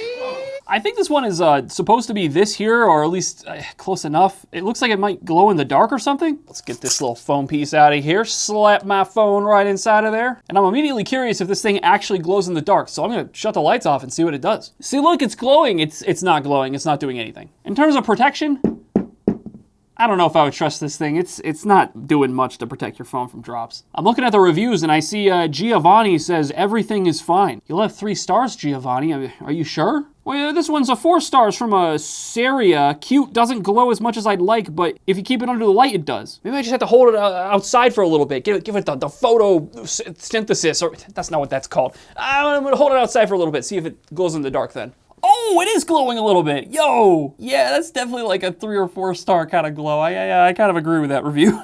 Also, there are 15 reviews like this that just say 5 out of 5 highly recommend with no other explanation, so that's not sketchy at all, yeah. To be fair though, this case cost us $2.36. For $2, 4 stars. I can't really complain. All right, up next I have this thing. Look, what happened here? Who did this? Take painting as the shell. The shell will follow your heart. What kind of AI nonsense is this? Oh no. Wait, what? What if it doesn't light up? This phone lights up. Oh! All right, we got that bad boy out of its packaging, and yeah, looks pretty nice so far, and it's got this little thing. What? Anyway, I got the case on there now, and the little camera piece is awful. It doesn't fit on there at all. It's stopping my phone from even sitting in the case all the way, I think. But all right, guys, it's time I do the dirty. Let's plug it in. Oh, there it goes. Is there supposed to be a way I can actually control this with the phone somehow, or is it just gonna randomly do stuff? Wait, it's only lighting up when I interact with the phone in some way. What? All in an effort to see what exactly the kiosk does when you exclusively sell it the jankiest of the jank. Wait, it's reacting to the audio. It's reacting to me speaking. I am talking to my phone case and it's lighting up. $8 from TEMU? That's pretty good. 5 stars. Wait a minute, I discovered a problem. There's not a good way for me to get my finger in there. How do I unplug it? All right, I got it out. I just had to pull the phone out from the bottom like that. That's just so sketch. Never mind, I'm dropping it down to 4 stars. That was dumb. All right, guys, up next I have one of my favorite phone case designs I saw on TEMU. This is a minimalist design. As you can see, it is just 2 pieces. But here we go, here's my phone. Doesn't it look styling? Here's what it looks like from the front. I gotta say, it's really goofy. It just, these four corners sitting around, it just doesn't look right. Would I trust this phone to survive a fall with this case? No, I definitely would not, and I'm not testing that. Looking at reviews for this thing though, people seem to love it. I don't know what they're looking for. Like, why do they think that they need this specific case? I don't understand. I'd probably give this phone like a 3 out of 5 stars. It's just, I don't like the aesthetic. Just look how goofy that looks. Let's move on to the next case. Okay guys, up next I have what is described in the TEMU listing as the gravity case. Oh my God, what is this? This is technically a phone case, I guess. How do I even mount it in there? Oh my God, look at this. I got it in there, but like, it just moves around. That is not very secure. If I flip this over, is my phone just gonna like, I mean, it's staying in there. Okay, who made this? I don't understand, but here, let's go ahead and try it out, guys. It's so violent. No one has ever wanted this. And here's the listing. This is why I bought it. Big Mac anti-gravity radish mobile phone case. Decompression matte feel suitable for universal mobile phone anti-drop shell. Radish? Also, it doesn't even have any reviews. So what do I rate this thing, guys? I hate it. I really do. 5 stars. All right, guys. Up next, we got a bread case. This one, it's bread. Ooh, actually, that's got kind of like a thick, rubbery kind of feel. It's not appetizing. I don't know if it makes me want to, take a bite out of it, but it's more premium than you would expect from a bread case. There it is. My phone is now inside of bread. Only problem with this case, and this is true on many cases, but it looks like it wraps around the edge like a little much. I have some reviews pulled up here, and you might be able to see a little more of what I'm talking about. It's kind of cutting off the corners right there and right there, so it's not a perfect fit, unfortunately. Oh, we got a 1-star review. This case is just too cute and funny. It's too cute and funny. It's bad. I like the soft feeling of it and wish there were different types of peanut butter bread or something of that sort. Dude, a PB&J phone case. Someone patent that. That's brilliant. Oh, we have an actually 1-star review. Would give this no stars, but that's not possible. The phone case is cute and all at first glance. However, buyer beware, the lock button on the case pushes down on your actual lock button on your phone and causes the Siri button to keep popping up on your screen. This sounds like a fitment issue. They have an iPhone 15, so I don't know, maybe if you have a different phone than a 13 Pro, you're gonna have different problems. But overall, this thing is pretty tasty, I'd say. 5 stars. All right, up next we got this wallet-looking thing. It's in a Ziploc bag, what? And yeah, sure enough, here they are. We got the wallet, and you can keep all your wallet things inside of here. That's kind of cool. So it's perfect for when you need your emergency Pokemon cards. Even like the little buttons here are magnetic. They just kind of pull shut and then snap together. That's quite satisfying, actually. And then, yeah, sure enough, it just goes bam onto the back of the phone case. Let's go ahead and put my phone in there and see how the fitment is. Ooh. This is actually quite good. It's cheap. I mean, as you can see, like right here, it's just like this little leathery, quote unquote, leather sticker. In the hands, it actually doesn't feel too bad. How's the button feel? Perfectly fine. It's a little too sensitive, if anything. Now, is this thing actually usable with the wallet in the back? It's just this big, bulky thing sticking out the back. I don't know about this. Maybe I'm alone though, because all these reviews I'm seeing are pretty positive. Wonderful quality of this case, extremely elegant and practical. Oh, I finally found one 1-star review. Had high hopes for this one, but was sadly let down. Installation instructions are unclear. The video insinuates that 2 pieces of rope are required to tie down the saddlebag. I don't think you meant to leave this review on this product, sir. This seems impractical just from like a fundamental design standpoint, but if you want a wallet and a phone case that go bam together, 4 stars. All right, what do we got here? Just taking it out of that bubble wrap. Sliding out more bubble wrap. What is this? It comes with a little Allen key. What do you need this for? Oh wow, this is a thick case. Oh man. Congrats, you've used the included standard M2 tool to remove all 6 screws. Have I? It's a little presumptive, but all right, I guess I have to do it. There it goes, I got all the screws out, and wow, that is straight up metal. What in the world? Wow, look at all this stuff it comes with. Holy crap, there's like extra screws, you get a microfiber cloth. Wait, what? Set the vibe switches on your iPhone and tactic to their off vibrates positions. Okay, all right, I got like 4 of the screws in there, just these ones, because those are probably all we really need to keep this thing secure. And sure enough, this is the most rugged phone case. If you ever looked at like the Tank 3 Pro, which is a video we made before, it's like a big old rugged phone, right? But if you ever wondered, could you just take your normal phone and turn it into a rugged phone? This is pretty good for that. Like, despite the absurdity of it, it feels really good in the hands. It's not real glass, unfortunately, so it doesn't feel as good as the actual, like, material on the front of your phone. But as you can see, it looks great. I mean, yeah, you can kind of tell that there's like something in front of the screen, but it's not super noticeable. And it adds like, I don't know, a solid inch to the side, so like, if this thing gets damaged, it's on you. Actually, now that I think about it, one of the weird things of this case is that it covers up the little speaker grill and microphone thing right there. So let me test that out. Yeah, it looks like the sound is coming out like these little speakers right here, so it's redirecting the sound towards you, and I'm not gonna lie, it actually sounds pretty good. It sounds a little better than my speakers usually do. What? Is that an upgrade? I saw the reviews though, seems like everyone likes it. Super strong and durable. It's a little awkward at first because it's a little big, but after about a week of use, I won't take it off. Love it. Now, is he not taking it off because it's annoying to take it off, or does he actually like it that much? It could go either way, I'm not sure. Uh-oh, 1 star. I don't like it. It makes phone too bulky. Pics come out blurry. Too long to assemble. Really wish I could return it. Pics come out blurry. There's nothing covering the camera, so wouldn't that be your fault? Wait a minute. Now that I think about it, maybe that person complaining about the photos was talking about the front of the phone, because the screen is actually covering up the front camera. So let's see what happens here. I mean, I look pretty horrifying there, but I wouldn't say blurry. Oh, 1 star, we got a video. Oh, they sent this person the wrong size. It doesn't fit in there. Oh, man. At least a 1-star review makes sense. This is a very practical case if you want something that's going to make absolutely certain your phone is not getting damaged. 5 out of 5 stars. All right, guys, up next we have a fashion case born to love. Name Smart Ink Screen. This is the case with the screen on it. Oh, I'm excited now. I also wonder if this is made by the same company that made the Fashion Moible. You know, they kind of go together, don't they? This phone is from a wild video, by the way. Go check it out if you haven't seen it already. All right, I got the wrapping off. Let's go ahead and open it up, and oh, okay. It looks like a fairly normal phone case with this really bizarre pattern on the back. The back is really sticky for some reason. It doesn't feel very good. Oh, I got a little instruction manual here. It's even in the shape of an iPhone. That's kind of clever. Let's just go ahead and try this out. How is this gonna work? I have to install the Ink Show app. I will say, just right off the bat, the buttons on this case are phenomenal. They feel so clicky. That's a clicky button. All right, here we go. It's Ink Show time.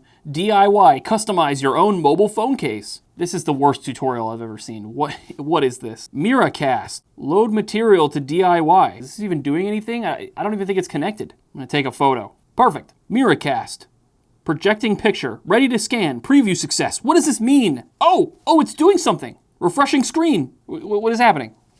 Is there anything on the, whoa! What? Oh my God. That is terrifying. What is, oh my gosh. No. It was just the way it was like slowly fading in. It was like he was breaking through the phone. Oh geez. All right, I am updating the photo. I have put something new on here. Let's see if this works. There it goes. It's coming in. Guys, what kind of technology even is this? Is this like some kind of like weird screen thing where it has to refresh like this? Here she comes, passing through the void.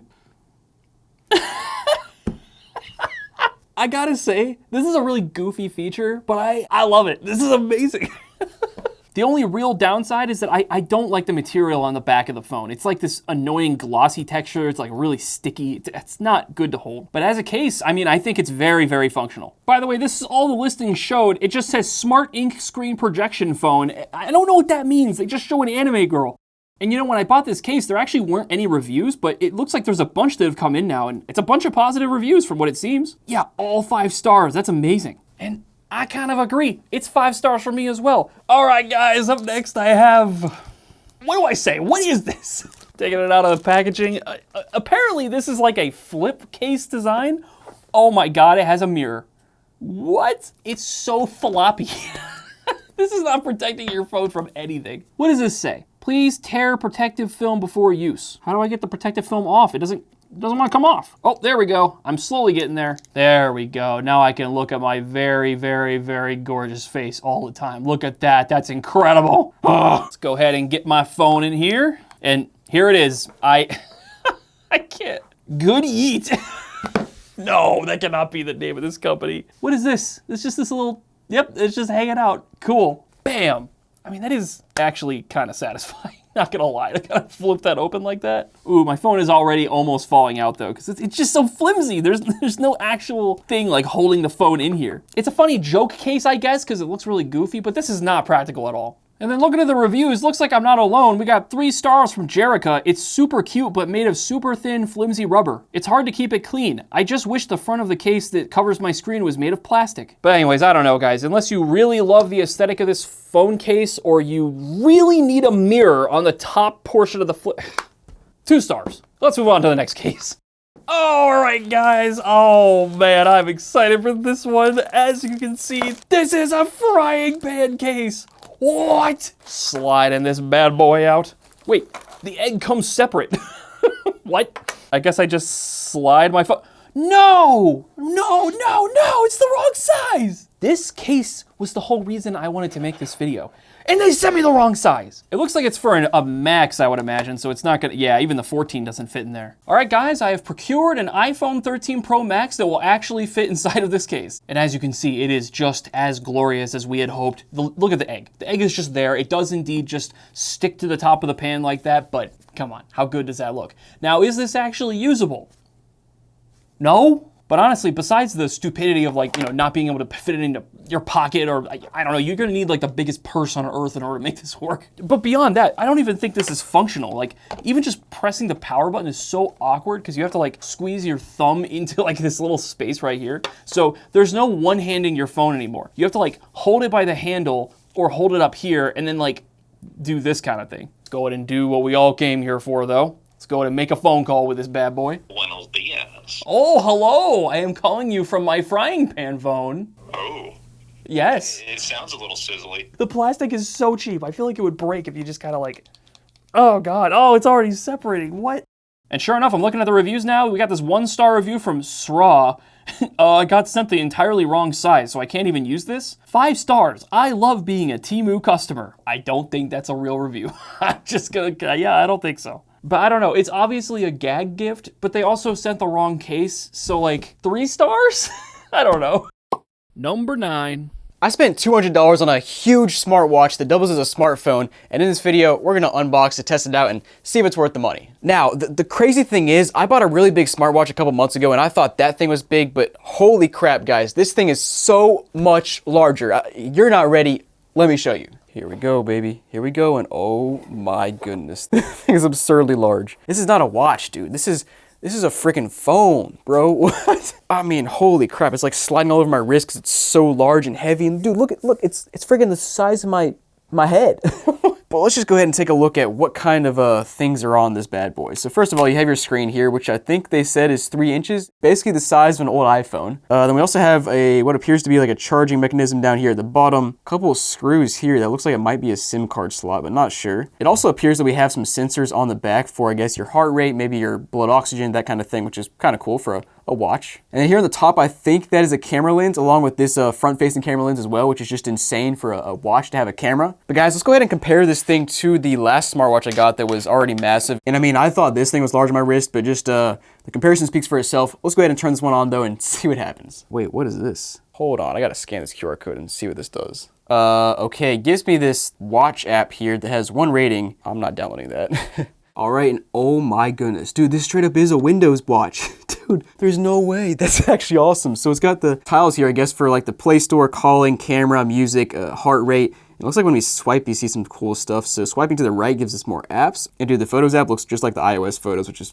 kind of funny to see. Actually, we have health twice. That's strange. Along with Wiz Files, Setup Wizard, Calculator, Google Maps, oh, and the Play Store. So it actually is the real Play Store, which is good to see. And then swiping to the left, we get what appears to be kind of like an Apple Fitness type of thing with the whole 3-ring system, along with a heart rate. We got some more exercise modes here, music, record. What are we gonna record? Just a sound, I guess. Weather, stopwatch, and timer. What is that?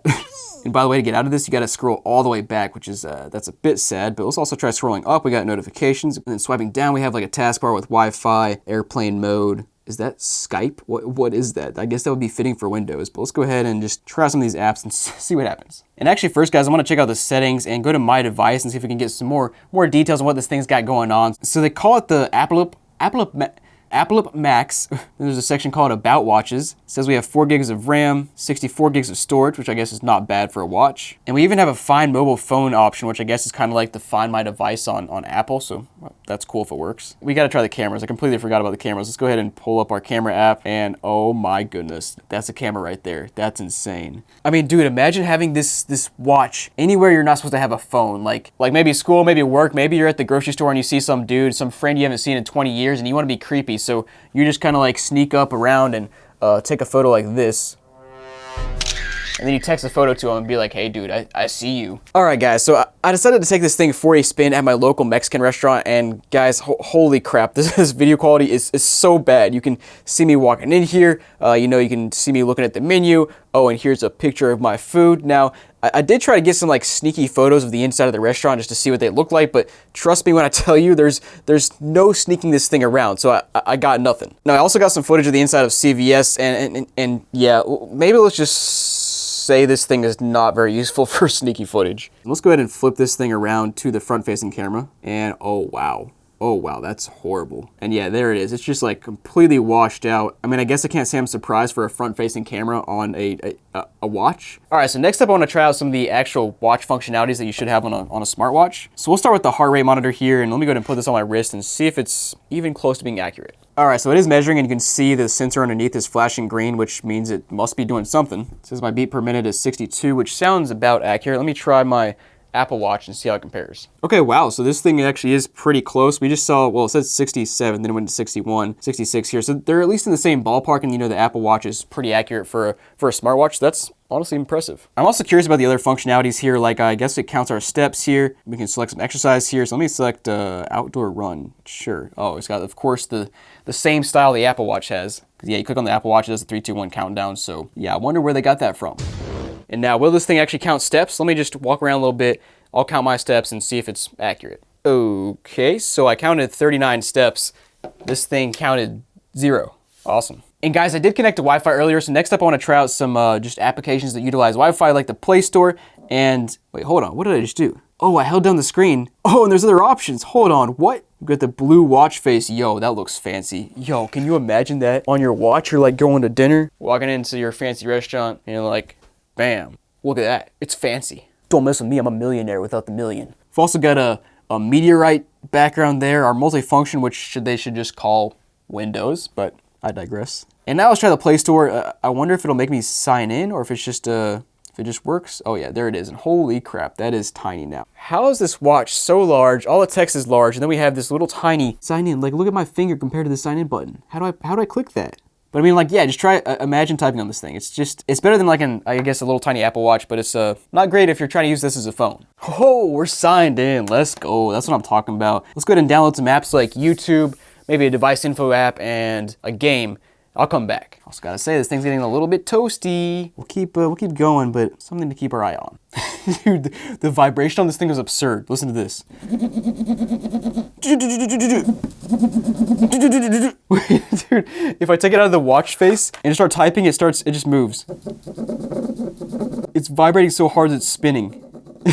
That's crazy. But all right, let's check out YouTube here, which just finished downloading. Wait, I can't sign in? What is this? So I download YouTube, but it doesn't work. Maybe I can use the browser for YouTube. And they have some suggested, wait, holy crap. They have some site navigation suggestions here, and these screenshots are from like 2001. Like, look at booking.com or hotel.com, AliExpress, Facebook. These are straight up like 2005 screenshots. Okay, strange, but let's go ahead and just search for YouTube first. So I mean, I guess it's working. It takes forever to load, and when I click, it's not actually opening anything. But I guess I can try watching this other video we made. That's about a huge phone we found. Size matters when it comes to our big classic bacon cheeseburger. Bro, what? Okay, so how do I turn the sound down? Okay, so a lot to unpack there. Initially, the first ad was from Applebee's talking about how something was, how size matters. Just like very interesting considering we're talking about the size of this thing during this whole video. So like, are they listening to us? Yes. Also very laggy. I press play and it takes forever to load. I tried to go landscape and yeah, it works. It's just a very strange aspect ratio. Like the video is centered in the top half of the screen and not the bottom part. Like what is going on here? And this thing is, it's really heating up now, but let's go ahead and check out our next app, which was supposed to be Subway Surfers, but I don't see that anywhere. Okay, now for some reason, Subway Surfers all of a sudden decided to populate, even though it was already installed before. We gotta flip this to vertical. We'll see if this will actually load, unlike YouTube. Okay, well, it just crashed. Am I surprised? Not really, although this thing was actually not cheap. It was like 200 bucks. So like I would expect Subway Surfers to work. Let's try one more time. Okay, so in the game, oh, there's a lot of stuttering. Oh my gosh, this just got bad. I feel like not being able to play Subway Surfers is just a really bad sign. Just look how laggy that is. And also, not sure if I mentioned it, but you can't change the volume on this thing. Like, there's no volume marker on the side or the top or the back or anything. Maybe it's in settings somewhere, I would assume. So there's a Q-tone button, and yeah, there it is. Okay, so if you want to turn down your sound, you have to go to the Q-tone in the settings, then you can go back to your game, which like, how do I get back to my recently opened apps? I don't think I can, so let me just go back here and see if that opens up. But still lagging a ton, and this thing is getting really toasty now. I mean, like, oh my gosh, that's gonna burn your wrist. Oh gosh, that's hot, dude. What the heck? All right, but next up, guys, let's check out our device info tab. I'm very curious about this, like what kind of hardware is inside, what it says the screen resolution is, what Android version we're on. I'm assuming this is some sort of Android device, but oh my goodness, I can barely even read that screen. It is so small. Nothing here is optimized for the screen whatsoever. But it says we have a 640 by 480 display with 57 hertz, 5 inches. Bro, no. Yeah, it's like 3 inches. Size matters. Also, we're supposedly on Android 9, which is P for Pi, I believe. And who knows if this is actually Android 9, because in my experience, they just kind of like spoof the Android numbers and just like put something random and it's not accurate at all. So I haven't used Android 9 in forever, so you can tell me if this looks accurate whatsoever. But let's go ahead and keep scrolling through and see what, God, I can't read it. It's so dang small. MT6761.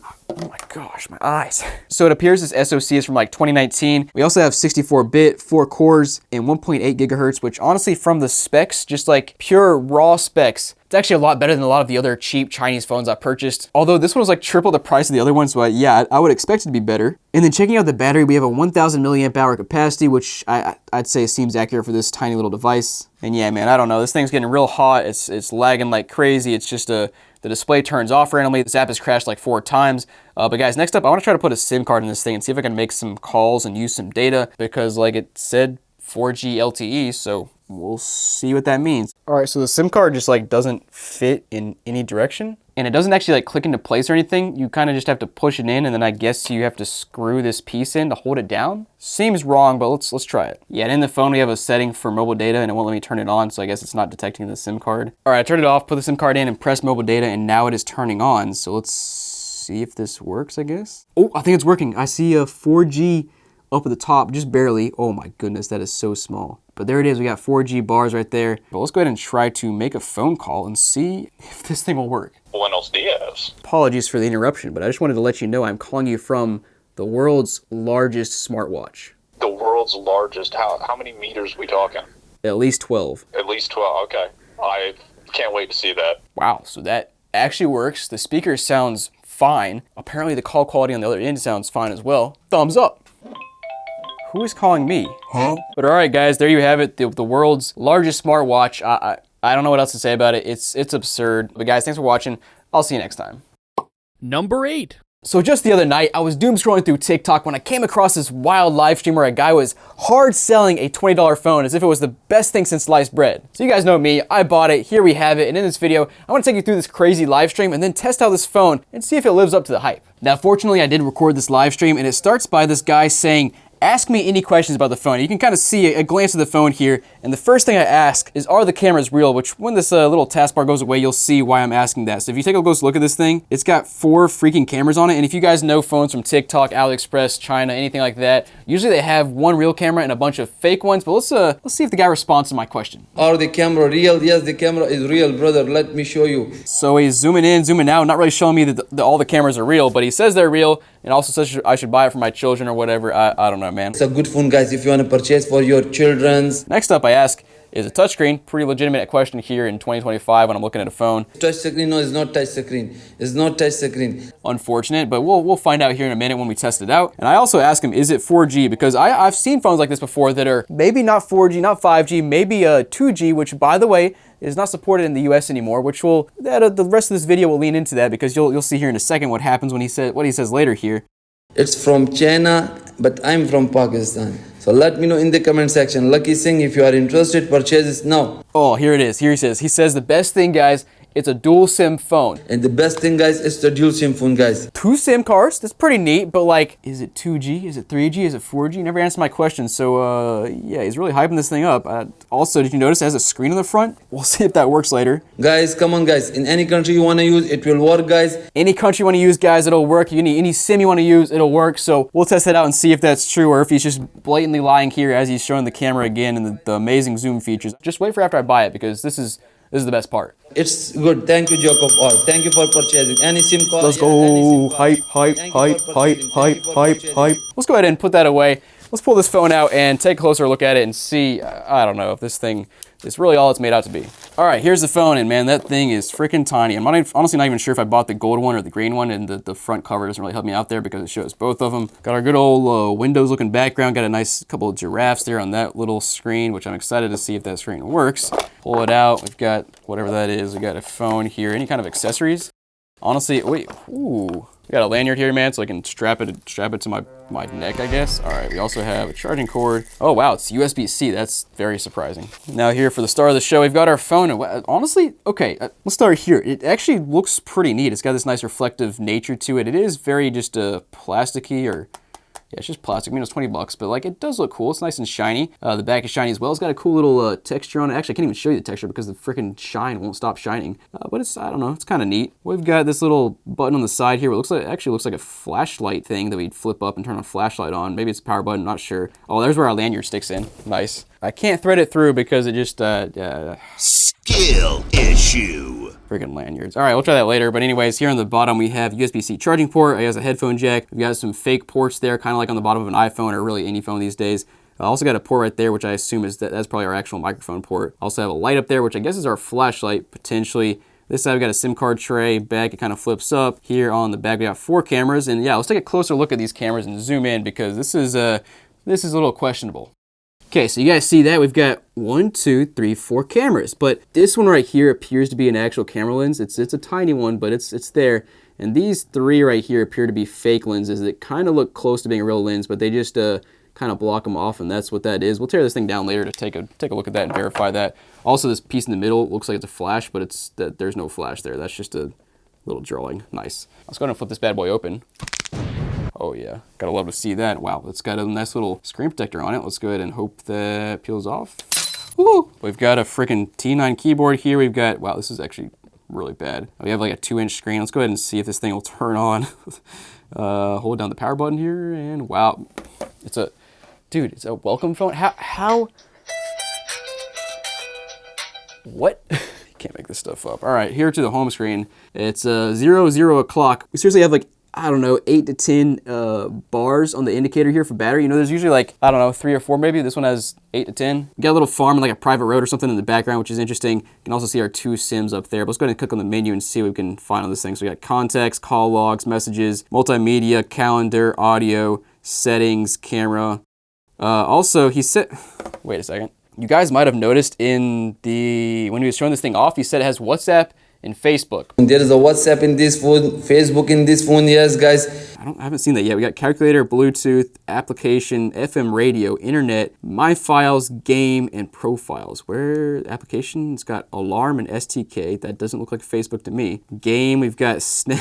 Okay, so I can pause and play some Snake here and see if that works first. I mean, that's Snake, but holy crap, that might be the oldest Snake game I've ever seen in my life. This is like worse than flip phone days of Snake, man. Wow, this is bad. All right, let's go back. But I don't know, we'll try out internet later once we try to connect to the internet and see if that does anything. But let's go back to the camera first of all and test that out. And I should have mentioned this button right here is really wonky. It's just like, I don't know how to describe it, but it kind of sucks. And let's, oh boy, that is something. I can show you, but I need a memory card first. Let me go ahead and find a SD card. We'll throw it in, and then I'll show you this glorious photo because I might cry. Okay, SD card in. Let's try to take a photo now. Memory card doesn't work. All right, let's try to restart, I guess. What is it doing? Bye-bye. My man in the live stream did not clarify this. There we go, got a 16 gig. Let's try that out. Fourth time. Dude, how many times did I put an SD card in before it... Rage. Wait, I just see lights in the back. We'll have to check that out in a minute, but let's get back to this camera first. Let's freaking go. It's saved. All right, so the SD card worked, and you can see my photo there. Like, can you? Come on. I'll just show it on screen. It's pretty self-explanatory. Let me take a little selfie here so you can see my face, my beautiful face on this camera. Wow, that's actually better than I expected. Cool. Now, my man was showing off the zoom functionality, so let me try to zoom on this thing. See how far I can zoom. You can go 8x zoom right there. Holy crap, my man is the biggest grifter alive. This is, yeah, that's the 8x zoom. I'm looking at my computer screen, which is about 6 feet away from me, and yeah. I'm just not gonna say anything else about that. All right, let's go back to the menu, see what else is on this stupid thing. We got settings, let's see what's down there. Call settings, phone settings, display. Horse light, bro, what? Okay, let's turn the horse light always on. I don't know what that means. MP3 open, what? Flip phone open, huh? What is it talking about? Does that have to do, yo, it's the back. Wait. No. Okay. These are the horse lights, and those are the horses. I've only been filming this thing for like 20 minutes. I'm already losing my mind. Let's go ahead and see if I can connect to the internet. I don't see an option for Wi-Fi on this thing. No, definitely nothing here. I guess I have to stick in my SIM card to try it out and get internet, which by the way, how do we, oh, there's WhatsApp on Facebook. He wasn't lying. Let's go. Let's boot it up. Dial failed. Okay. Got Facebook as well. All right, let me try to throw a SIM card in this thing and see if I can connect to my 4G internet because, yeah, I'm pretty skeptical, but we'll try it. There we go. Had to jam it in there. I'm about to toss this thing off a bridge. Searching network. Okay, nothing yet. Let me go ahead and enable this on my Verizon account and just make sure it's enabled there, and then we'll come back. Anyways, try to put this IMEI info on my Verizon account, and it said device validation error. And I've tried this on like 10 different devices over the past like 6 months and had no issues. So yeah, thank you. And there it says confirming no service. In any country you want to use, it will work, guys. This man is messed with the wrong dude. Let me go ahead and see if I can, I don't know, call a number. Okay, it actually is attempting to call. What is it doing? By the way, where is this? There's no sound button anywhere on this thing. Oh, I just ended the call. Also, there's a music button right here. What is that for? It's looking for audio on my SD card. What? Oh, there's also a camera shortcut. Let's go. That's hype. Now I can take a crappy photo anywhere. Look at that. Don't you love it? Also, forgot, guys, we have this other button over here, which maybe that's for the horse light. I don't know. Let's try that. Oh, wow. Okay. Yeah, it works. Oh, by the way, guys, if you're wondering if the front screen works, it doesn't. It's just a picture. I guess I just want to lie to you. But one more thing I want to try on this phone before we tear it down. Let's go ahead and see what this calculator looks like. Okay, that actually looks legit. And also, I want to check out this FM radio here. I'd be very surprised if this works, but we'll find out. If you like Smokin Silicon, you gotta like and subscribe. Okay, guys, so it actually does work, which is really surprising. And by the way, I don't know where the speakers are. I think they're legitimately underneath the keyboard. And just because when I play it, yeah, I can feel my fingers vibrating when they're resting on the keyboard. That's, yeah, I have no words. Let's go ahead and tear this thing down and see what's going on inside of it. Nice, the back is just a sticker. Oh wow, good thing I didn't puncture the battery there, but it looks like the battery might be already bloated. That's literally just a sticker on the back. That's awesome. Popping the battery out, there we go. You can see our 2 SIM cards right there and our SD card and just some other, our circuit board and whatever down there. Let's go ahead and try to get the top piece off, which I assume will come off the same way. Just a little whip-de-doo here. Yep, there it goes. I'm free. By the way, this guy said I could return this thing. We have a return policy. You don't need to think about for that, guys. We have a return policy for you guys. So I wonder if I could return it in the state it's in. And yeah, those cameras are just ripping out of place. Oh my goodness. Yep, and there it is. So we have 3 fake cameras around the edge there, and one little hole to reveal that one lens that was actually real up there, and that is the smallest lens of all time. And then, guys, you can see our 1, 2, 3, 4, 5, 6, 7, 8, 9, 10, 11 LEDs that kind of just light up in sequence. This is like purely, truly the definition of e-waste. I'm not really sure who is buying this legitimately. Number 7. Guys, we've seen a lot of strange phones from TikTok in the past, anything from fake Galaxy phones to weird kids phones, but today I have a $500 rugged phone from TikTok that supposedly has 2 fully functional screens, and in this video, we'll test it out to see if we got a deal or if we've been scammed again because something feels off. Let's check it out. Guys, taking it out of the packaging here, it looks very rugged and it's in a massive box. What on earth? First things first, we got some manuals there, which I don't care about. Also got the phone, which holy crap is a behemoth. This thing This thing is humongous. What on earth? Even got a pre-installed bubble in the screen protector, which is always awesome to see. But let's go and take a closer look at the phone here. And you can see on the front, we got our punch out for our camera, which is pretty typical. Here on the top, we have this giant oval thing. I don't know what that's for. Also got a little sensor right there. Even got a headphone jack, which is, you know, kind of nice here in 2025. And flipping to the other side, we got some more buttons, some more screws as well. Probably the volume button, power button, standard stuff. And flipping to the back, we have this thing at the top, which looks like a rim on a car, which is interesting. And also, we have like 3 lenses around the outside of it for, I guess, for our cameras. Also, probably a flash right there and maybe a sensor down there. And of course, the true star of the show, we have a screen on the back of the phone, which I assume is fully functional, but I don't know. We'll test it out later in the video and see what that thing can do. See if it's a touchscreen, see if it like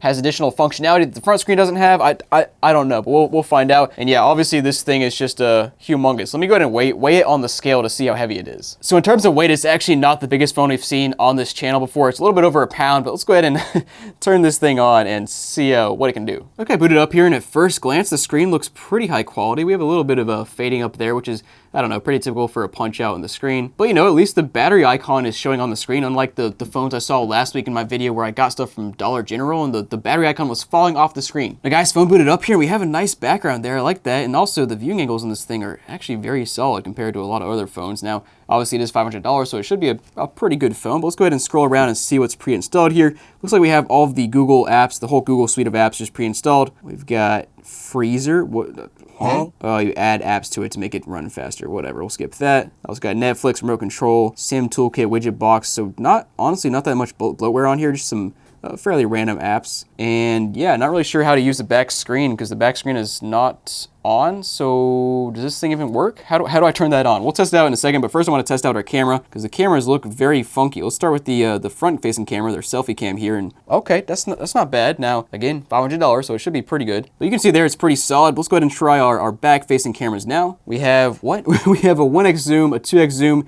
and a 0.6, not 0.5, 0.6. We'll try it out. 0.6 of course won't be the best because it's zoomed out more. That's 1x and that's 2x, and I feel like both of those are a bit more grainy than I'd like to see. So yeah, not amazing there. Another interesting thing I noticed in the camera settings are the night vision camera here. So let's go ahead and try that out and see how that works. Let me turn our lights off here. Okay guys, I'm sneaking around my room now, and wow, this thing actually works really well. I can see everything in my room, and every light is off. So this is yeah, this is good. But wait, hold on. We have photo, and then we also have 50 megapixels. Is that a different camera? What's the difference here? I don't know. Honestly, the 50 megapixel looks a bit more grainy to me, but let's go ahead and check out the settings on this thing and see what this thing is packing next up.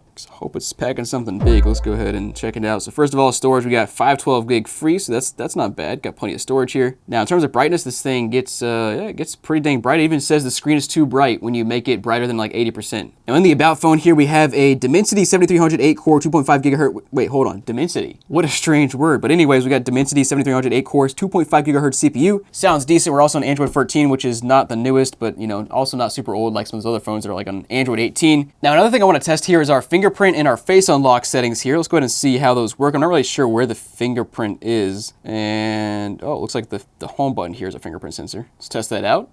And yeah, sure enough, that works. And the face, wow, that was fast. That was a little sus. Let's try that out. I mean, it works, but that was not nearly as in-depth as Apple's Face Unlock or just normal Android, so yeah, a little strange. And then here we go. All right, we got some dual screen settings and also an infinite halo. What does that mean? Also a custom key. Hold on, is there a, oh, that's nice. Okay, so you have power and then volume on this side. As you can see, that's volume. Power right there turns it off. But on this side, we have our custom key. What can we customize that to? Underwater camera, screenshot, open SOS. That sounds, let's do that. Yeah, I want to do that. Double click, we'll try, screenshot's kind of nice actually. Long press, underwater camera. All right, let's try the SOS. 3, 2, 1, what is it? Oh, shoot. Whoa.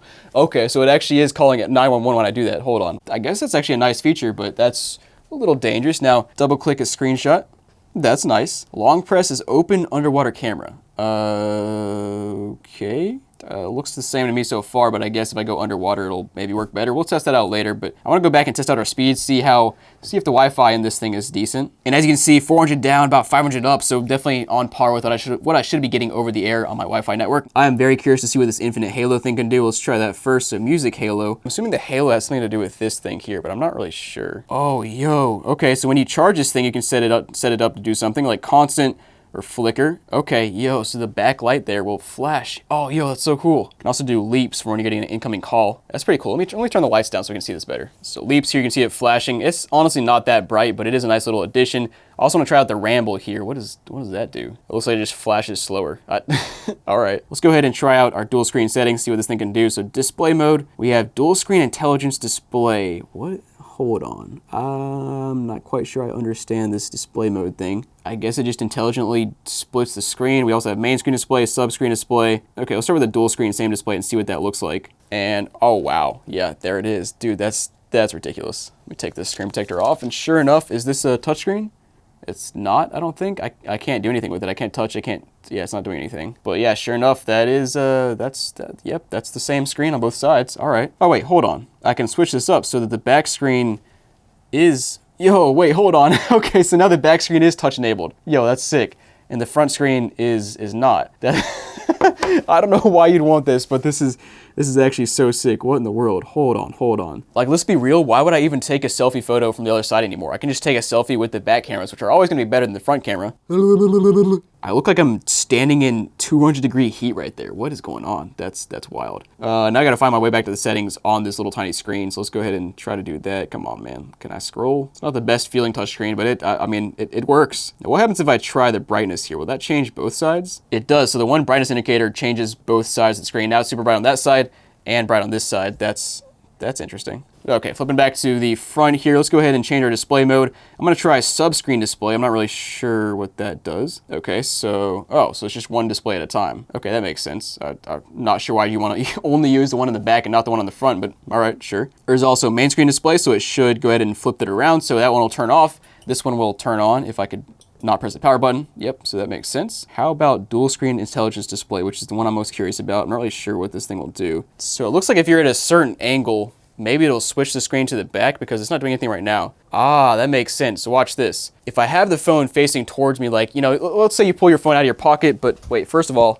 this thing is absurd in my pocket. Like, it's so heavy, it's gonna drag, my pants are gonna fall down. So that's one thing. Oh, I also accidentally pressed the SOS button, which is, that's dangerous. But anyways, watch this. So let's say I have my phone pulled out of my pocket.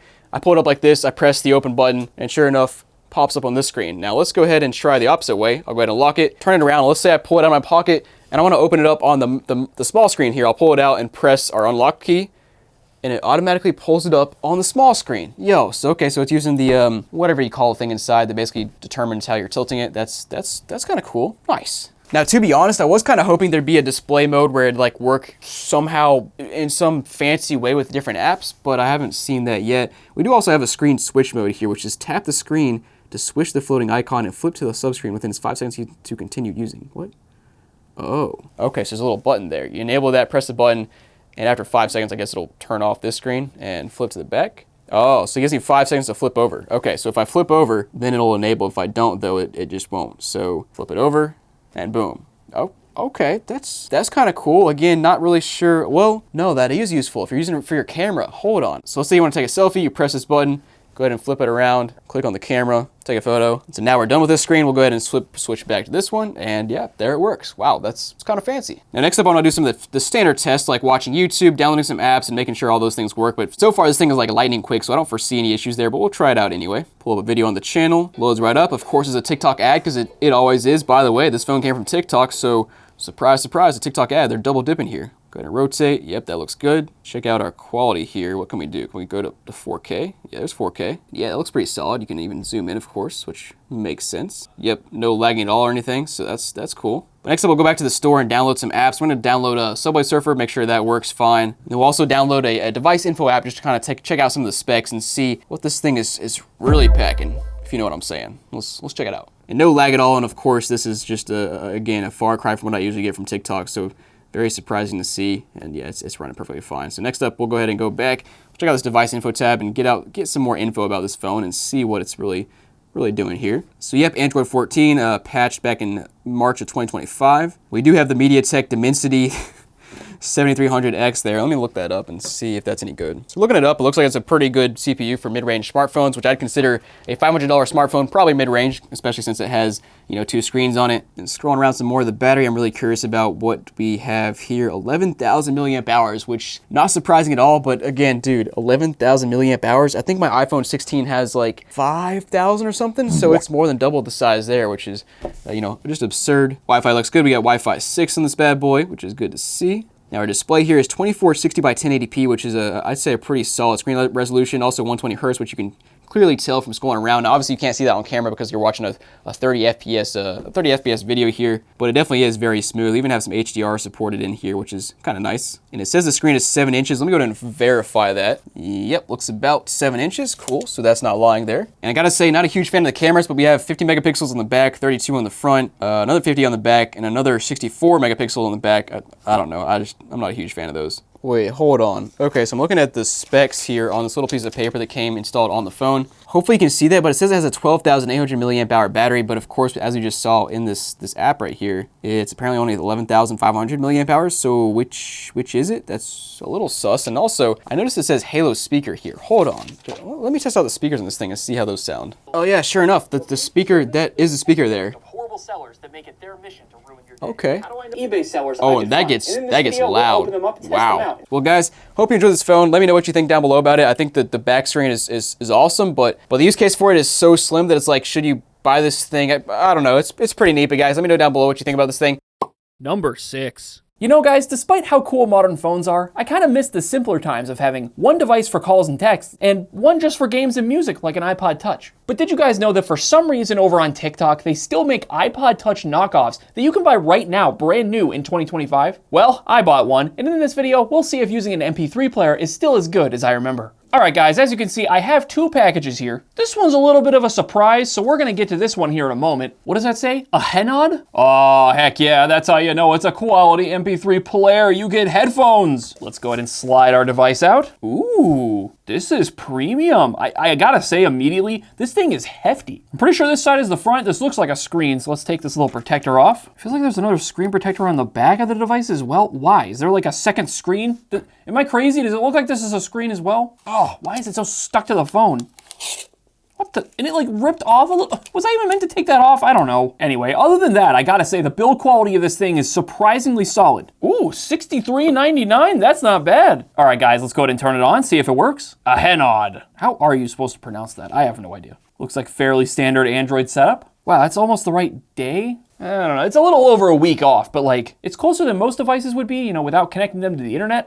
And here we are, guys. Now, I will say the screen right off the bat is not very high quality. Either way, as you can see, we are in Android. It looks like kind of old Android. I'm gonna guess Android 9. Oh, baby, look at that, Android 9.0. Ah, very nice. It released in 2018. Now, this isn't really a phone, so maybe that's okay? I don't know. Or maybe it has some updates, so let me go ahead and connect it to the internet and we'll find out. What is this? During the upgrade, do not remove battery, UIM card, and SD card. Okay, no new installation package detected. I guess that means it's up to date with a 7-year-old operating system. Very cool. Excuse me?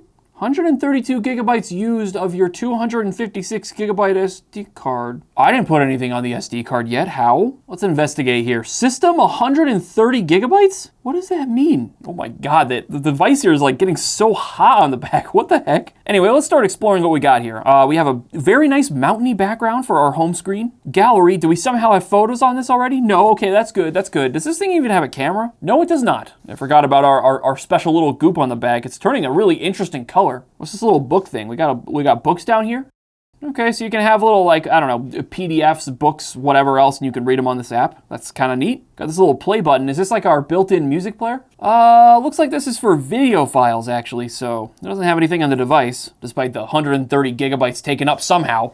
And oh my God, it is getting so warm on the back. Anyway, oh, we got lots of apps over here. Tidal, AMP? What is an AMP? Oh no, I'm not reading all that. I don't know how to read. Playlist is empty. We have no music yet. Okay. We'll revisit that in a moment. I guess that's our built-in music player. We have Apple Music on this? That's kind of cool. I didn't realize they would still support Android 9, but maybe it's like really out of date and it'll just tell me it doesn't work anymore later. What is this? I agreed to some terms and service and now the screen is just white. What is this? What is happening? I can't even get my navigation bar to show up anymore. Come on. Oh God, whoa, whoa, whoa, whoa, whoa. Oh, we're back in Apple Music. Okay, don't send diagnostics. And wow, yeah, Apple Music is just like loading up, no problem. And of course, we also have like Spotify and all kinds of other things, YouTube. Is YouTube just gonna work? Based on the fact that we're doing literally nothing with the device and it's getting very hot to the touch, I feel like playing even 480p YouTube content on this device is gonna be pretty bad. Oh no. Yeah, I sure am. I'm attempting to view full screen. What in the world is this?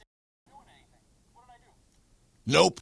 What just happened? I pinched the screen a little bit and the whole app crashed. Take me back. It was really laggy to start with, but actually, like, once it got going, it was okay. Okay, I managed to open the app back up. It is playing back. Couple things to note. First of all, these are indeed speakers and they do work. They're doing anything. What did I do?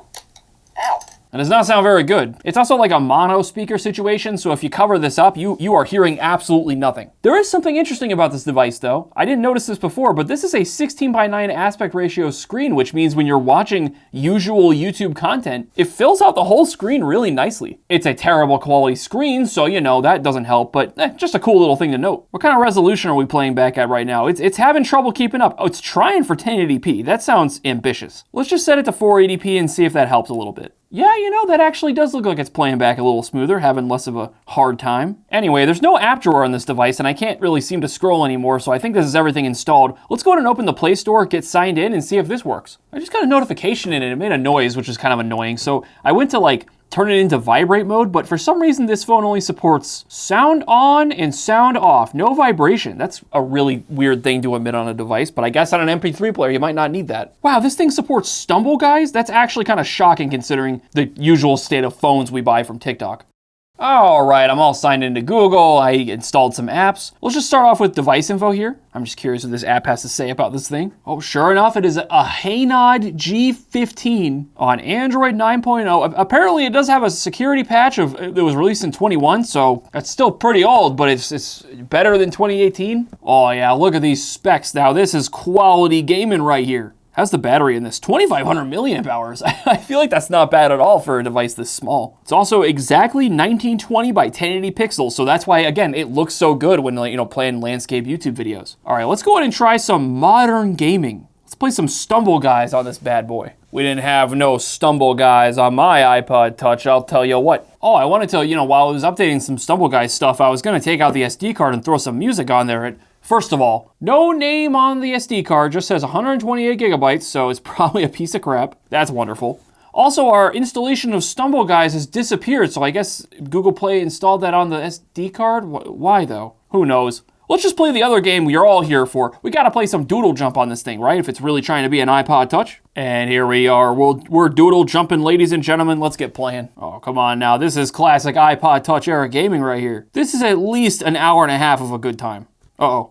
Ah, I messed up. I blame the device. If it was a $75 device, I think I could have made it higher. Just saying. Skill issue. What are they advertising to me? They got ads in Doodle Jump? Oh, come on now. Maybe there were always ads, or maybe it was, I feel like it was a paid application. Was it a paid app? It could have been. I don't know. Alrighty, I got some tunes loaded. First of all, I want to play some Stumble Guys since we didn't get to do that earlier. All right, we are in the game, and you know, this is somewhat better performance than I would have expected, especially considering that this is apparently running off of the SD card right now. Let's see how it goes when I actually get into the game. Oh, it's slowing down. It's slowing down a lot. Oh boy. Oh, we're going. We were going 40 years ago and I didn't even have control of my character. Oh, okay, maybe this is not too terribly playable. This is pretty bad. No! No, get the camera! No! They all cheated. All right, anyway, I guess I should stick to the iPod Touch era games then. Let's go ahead and try out, I guess we'll do hi-bi music, let it scan our device and play some tunes. Oh, it did it. There's our music. We're vibing. This is a perfect time to test out our headphones, isn't it? Oh, these feel so cheap. All right, let's put them in my ears. Oh no. They're so uncomfortable. We're still vibing though. Shockingly, they're very uncomfortable to wear, but shockingly, they don't sound as terrible as you would think. Let's go ahead and crank the volume on them though. Raise volume above recommended level? Heck yeah. They sound good to you guys? I don't know, they sound completely fine to me. It does take me back quite a bit to use an actual MP3 player app as opposed to relying on streaming for everything. And in fact, I kind of wish this device just didn't have that stuff or social media or anything and was really just a pure music player device, and maybe you could use like YouTube or something. And look, you even get some free sticker goop. It's amazing. Either way, let's go ahead and move on to our other MP3 player device. All right, guys, here is our very special MP3 with camera device. What does that mean? Oh, you'll find out. Ta-da! MP3 with camera. Taking the top off the box, we got our device right here on top.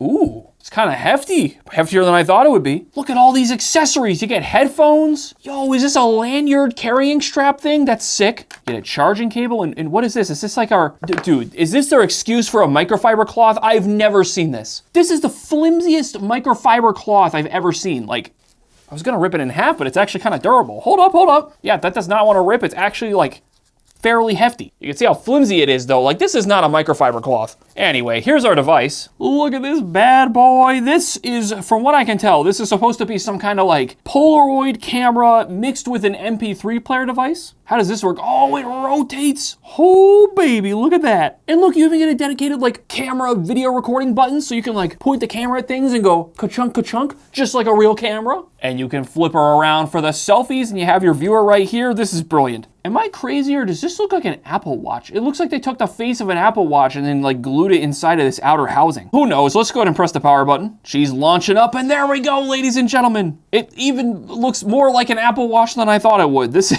is kind of crazy. They're clearly going for like the iOS apps and stuff here, which is fine, I guess. Let's go ahead and open our camera app. Oh my God, that is a picture of all time. Can I pinch to zoom? Nope, doesn't support that feature. Very nice. Also, that looks nothing like it just showed up for us as, hold on, how do I go back? Yeah, like this is how it looked to me. It's like super stretched out. What? Wow, it's so weird. Like, it doesn't rotate or anything, like it doesn't like flip around the other direction. Oh wait, at some point though in the rotation process, it does actually flip around so it's not upside down anymore. Somewhere around here-ish. I don't know, that's kind of a cool little touch, but it's weird that I can point the device forward like this to take a photo. I wish I could like zoom in a little bit. I'll put the picture on screen. Maybe these photos are actually like kind of okay. On this device though, they look horrible. We do have like a plus and minus button right here. Is this for volume or is this for zooming? It doesn't zoom in on the picture viewer here. Can I zoom in with the camera? Nope. I have a little flash button. Should I try that? Oh, baby, we just get a light that's on all the time? Yep, that's a flash. Anyway, I guess that's our Polaroid functionality right there. That's something. What else we got? We got a recorder, FM radio, Bluetooth, listen? What is listen? No files detected. Okay, that must be for like audio tracks. Let's record an audio track. I like to smoke fat silicons. Did that record? Oh, it did. I like to smoke fat silicons. Oh man, that is a speaker. I'm kind of shocked it has a speaker, but there it is. It's very loud, like way too loud for what it is. Also, we have a calculator app. Like of all the apps to have, why that one? There it is. It's just straight up the iOS calculator. Why? 5 plus 5 equals 10. Yay. Anyway, let me go ahead and throw some music on this so we'll see what it does. No music. I just put music on here though. What? Come on now. Oh. Okay, it's not showing up in the music app, but there is music. It just straight up plays it here. That's fine. Oh, the sound quality. It's so bad. Stop it. Make it stop. Make it stop. Make it stop.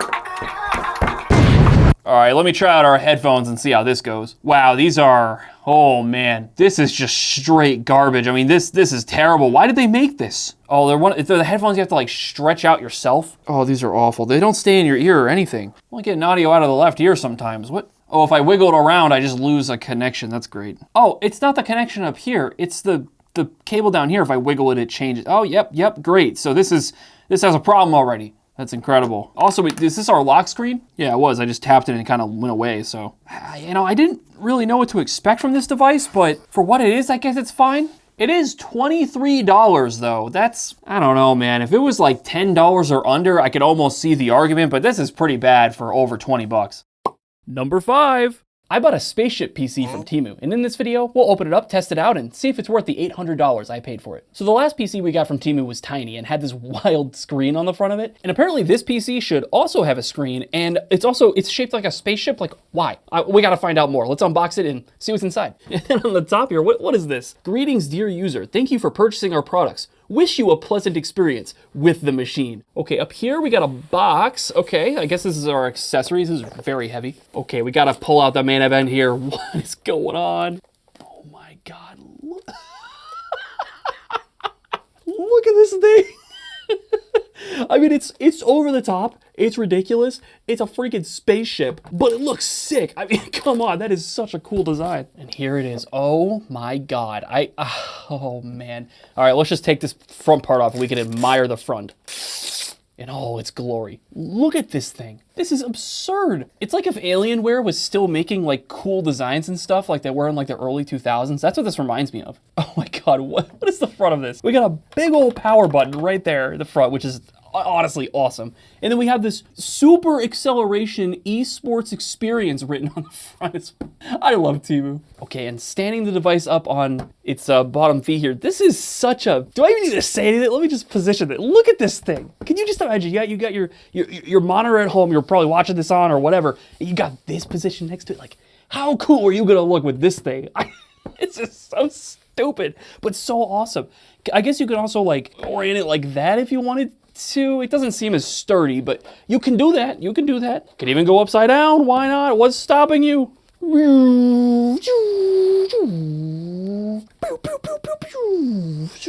It's so cool.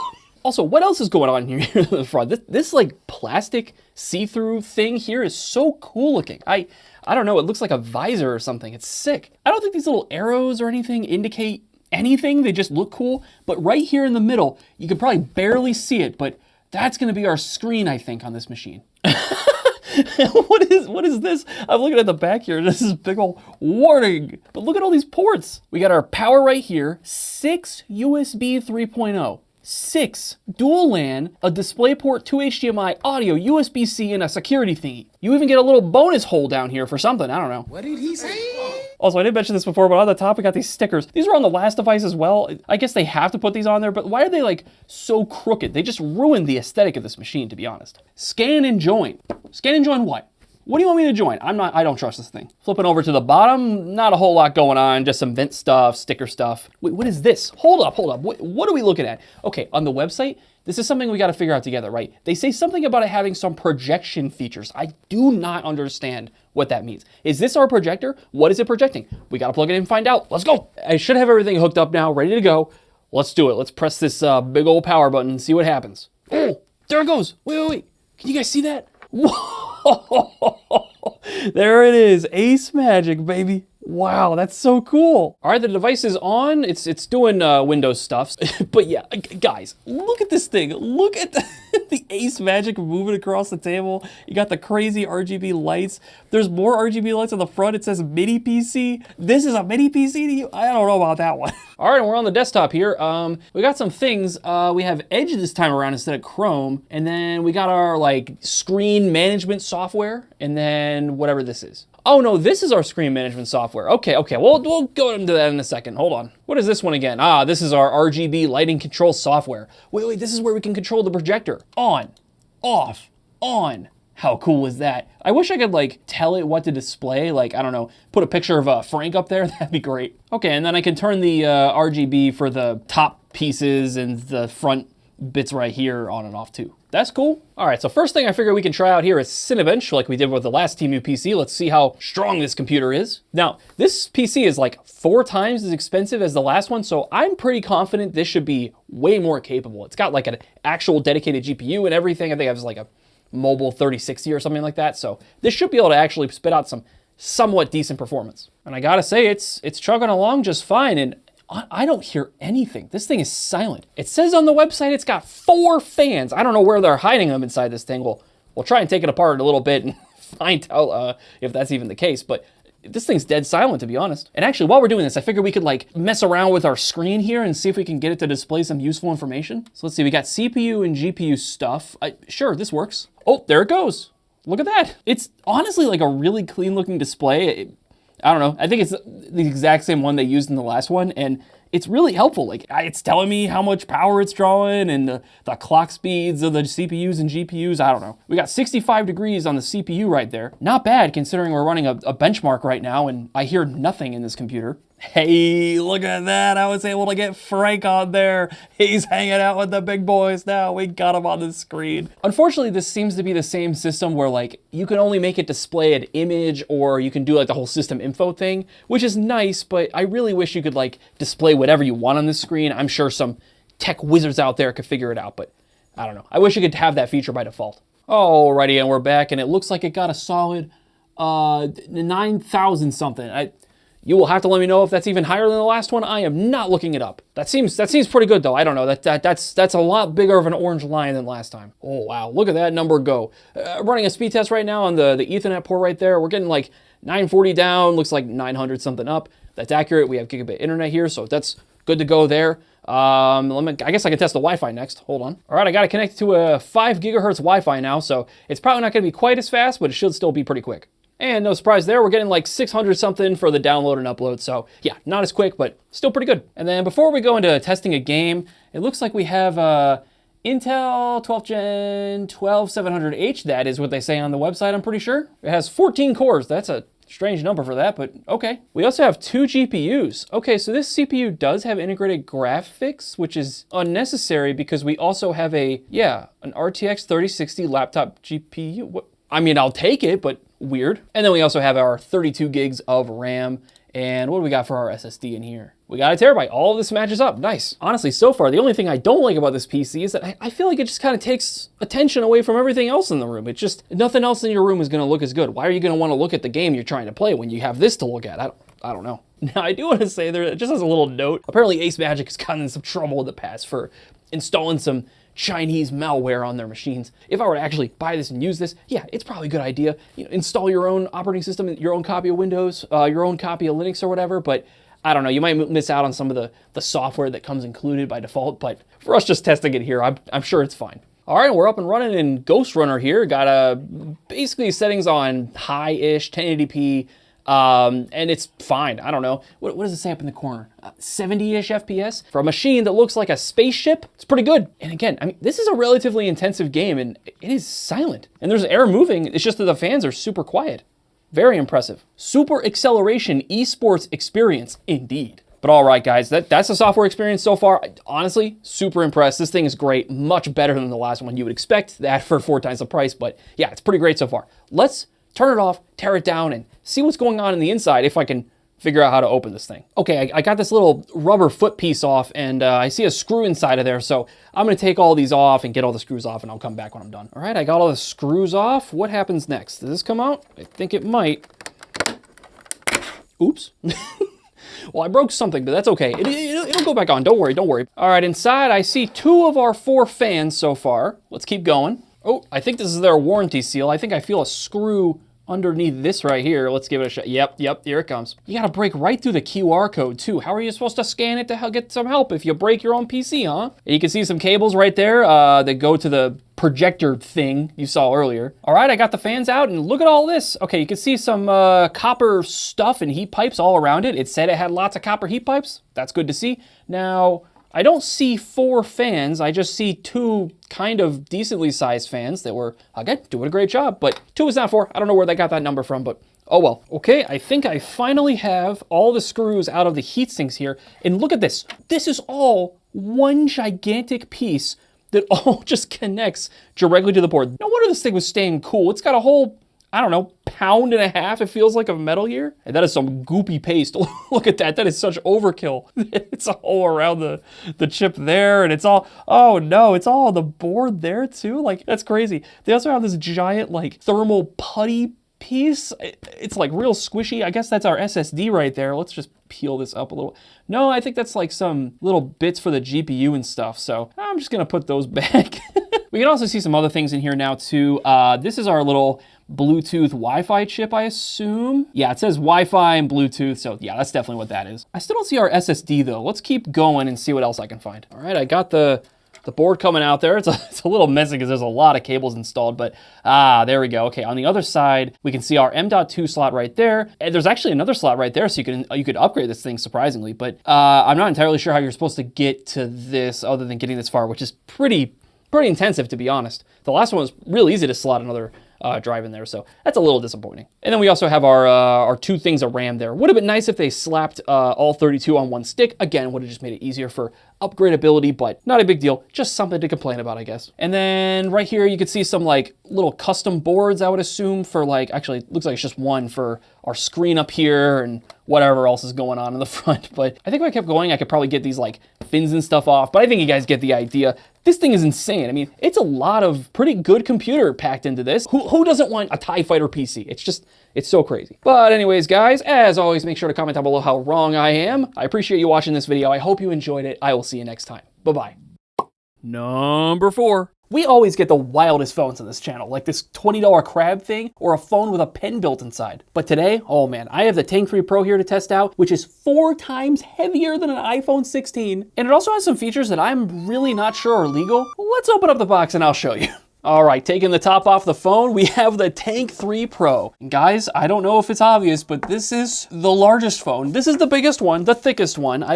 Look at this. Oh, holy God. It's so heavy. What else is in the box? We'll get back to that in a moment. A couple user manuals and an obnoxiously large power supply. I like that on the front of the little cover thing, they got these labels here. You can see here it has a camping light switch. Now, if you didn't see the last video, this one also has a camping light. You just hold the button down for a little bit and it does this bad boy. Yep, there it is. Incredible. So I bet this should have a very similar feature. But all right, I'm taking the cover off and oh my God, guys, this is absurd. I can't even compare this to anything. Like, it's a brick. In fact, here's the Shark 3, the other phone we've gotten from this company, right? Look at how much skinnier it is than the Tank 3. And just for maximum absurdity, this is a normal sized iPhone 13 Pro. When I turn it over, look at this. You can fit like 3.5 of these in the same width as the phone. So I am confusion. How heavy is this? I'm gonna go measure it. This is absurdly heavy. Okay, so the Shark 3 here was like a little over a pound, which is already just too heavy for a phone. This thing was 1 pound, 8 ounces. That is too heavy. Now, to be fair, this phone is supposed to have a 23,800 milliamp hour battery. All right, what do we got going on this thing? What is this label for? Oh, this is the projector. This has to be the projector. This phone has a projector, by the way. That's another crazy feature it has. We're gonna have to definitely test that out. On the side of the phone, we got a red button, a silver button, our volume buttons here, and a SIM tray thing. Comes out like so. It can hold an SD card and 2 SIM cards. Very nice. What is this? What does this do? There isn't one on the other side. I'm confused. And then on the back, we have every feature you didn't know you wanted. We have like all the cameras. I think this is another night vision camera. The last phone had that too. This looks like our normal flash. Why would you use that when you have this? I don't know. I think these 2 lights up here, by the way, above the yellow part are like red and blue police lights. We'll definitely have to test that out. I don't know how that works. All right, guys, let's go ahead and turn it on and see what it does. I'm kind of hoping for another crazy background. As you can see, the Shark 3 has a shark coming out at you. So what is this gonna have, a tank? I really hope so. I'm gonna go ahead and press the power button here. Look at that, we got a tank. What is the background though? I think it's just like cool robot part things. I don't know, it looks kind of goofy, but I like it. It's not quite as cool as the Shark though, let's be real. What is this? What does this do? Is turning on projection avoid eyes? Wait, what? There it goes! Wait, what? Oh my God. Oh, it's literally just like projecting what's on the phone. Wait, God. That is incredible. That is one of the dumbest, coolest features I have ever seen on a phone. There's a fan running. I forgot this phone has a fan. It's like right in there. I can hear it like... You hear that? It's going strong. All right, guys, I'm gonna test it out. On the last phone, you just hold the red button for a while and it goes crazy. Yep, there it goes. I'm not gonna look at that. I'm a little scared, but it's very bright. Now I also could like tap it. Okay, got a little dimmer. Oh, yeah, the last phone had that too. That's really not good. Wait, what is this? I found this toolbox thing. I opened this up and it's got a bunch of features this phone can do. Plumb Bob? You're gonna need to explain to me what the heck that is. What is this doing? Pick hanging. What does this do? What? So it's got like don't most phones have some kind of like gyroscopic capability? I've never seen it be called pick hanging before. That's amazing. Warning simulator? When encountering vehicle accidents, traffic road dangers, natural disasters, man-made accidents, and other emergencies, as you daily run into, of course, it opens to play a simulated warning roll. Guys, if this is about to do what I think it's about to do, this is definitely illegal, right? Like, I'm a little scared. Is this about to be really loud?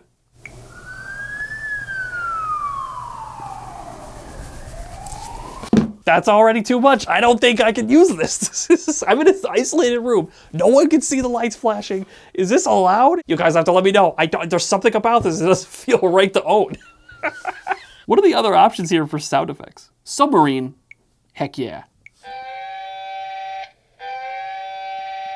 We're sinking. Oh. I don't understand the intended use case. You know, the camping light is absurd, right? Let's turn that on again. Yeah, this is absurd, especially I found out you double tap here. It goes super bright. That, if I look into, I will go blind instantly, I'm pretty sure. But this, I can kind of understand, right? You use this, you out camping, you're gonna go looking for animals. I don't know, you're doing camping things. This though, what are you possibly using this for? Bear's gonna come sneak up on you, and you're gonna turn that on, and you'll be like, oh crap, it's the feds, run! I love that they also have this camping lamp app. Camping lamp, warning, after the camping lamp is turned on, do not irradiate your eyes. Mode, SOS. Oh, it's like Morse code, that's pretty clever. Okay. Explosion flash. Yep, that's really fast. I'm not even gonna play that because I don't want any chances out there you guys having any problems with that one, but I think that's even faster than the normal epilepsy mode. Oh yeah, by the way, I guess I should mention it's a very nice screen. It's like an OLED and stuff, and it's 120 hertz. It looks great, but like, who cares when your phone has a camping light? Is that really why you're buying the phone? I don't think so. All right, guys, let's go ahead and open the camera here next. Well, let's see here. We have a lot of different modes. Photo, let's try a photo. There's also quite a few lenses. Here's the 1X. Here's the 0.5X, and here's the super zoom one. Let's try out the selfie cam. I mean, that's not bad at all, in my opinion. I mean, it's really detailed. You can see all the pores and whatnot. See, look at how crisp that Jif peanut butter is. That looks amazing, honestly.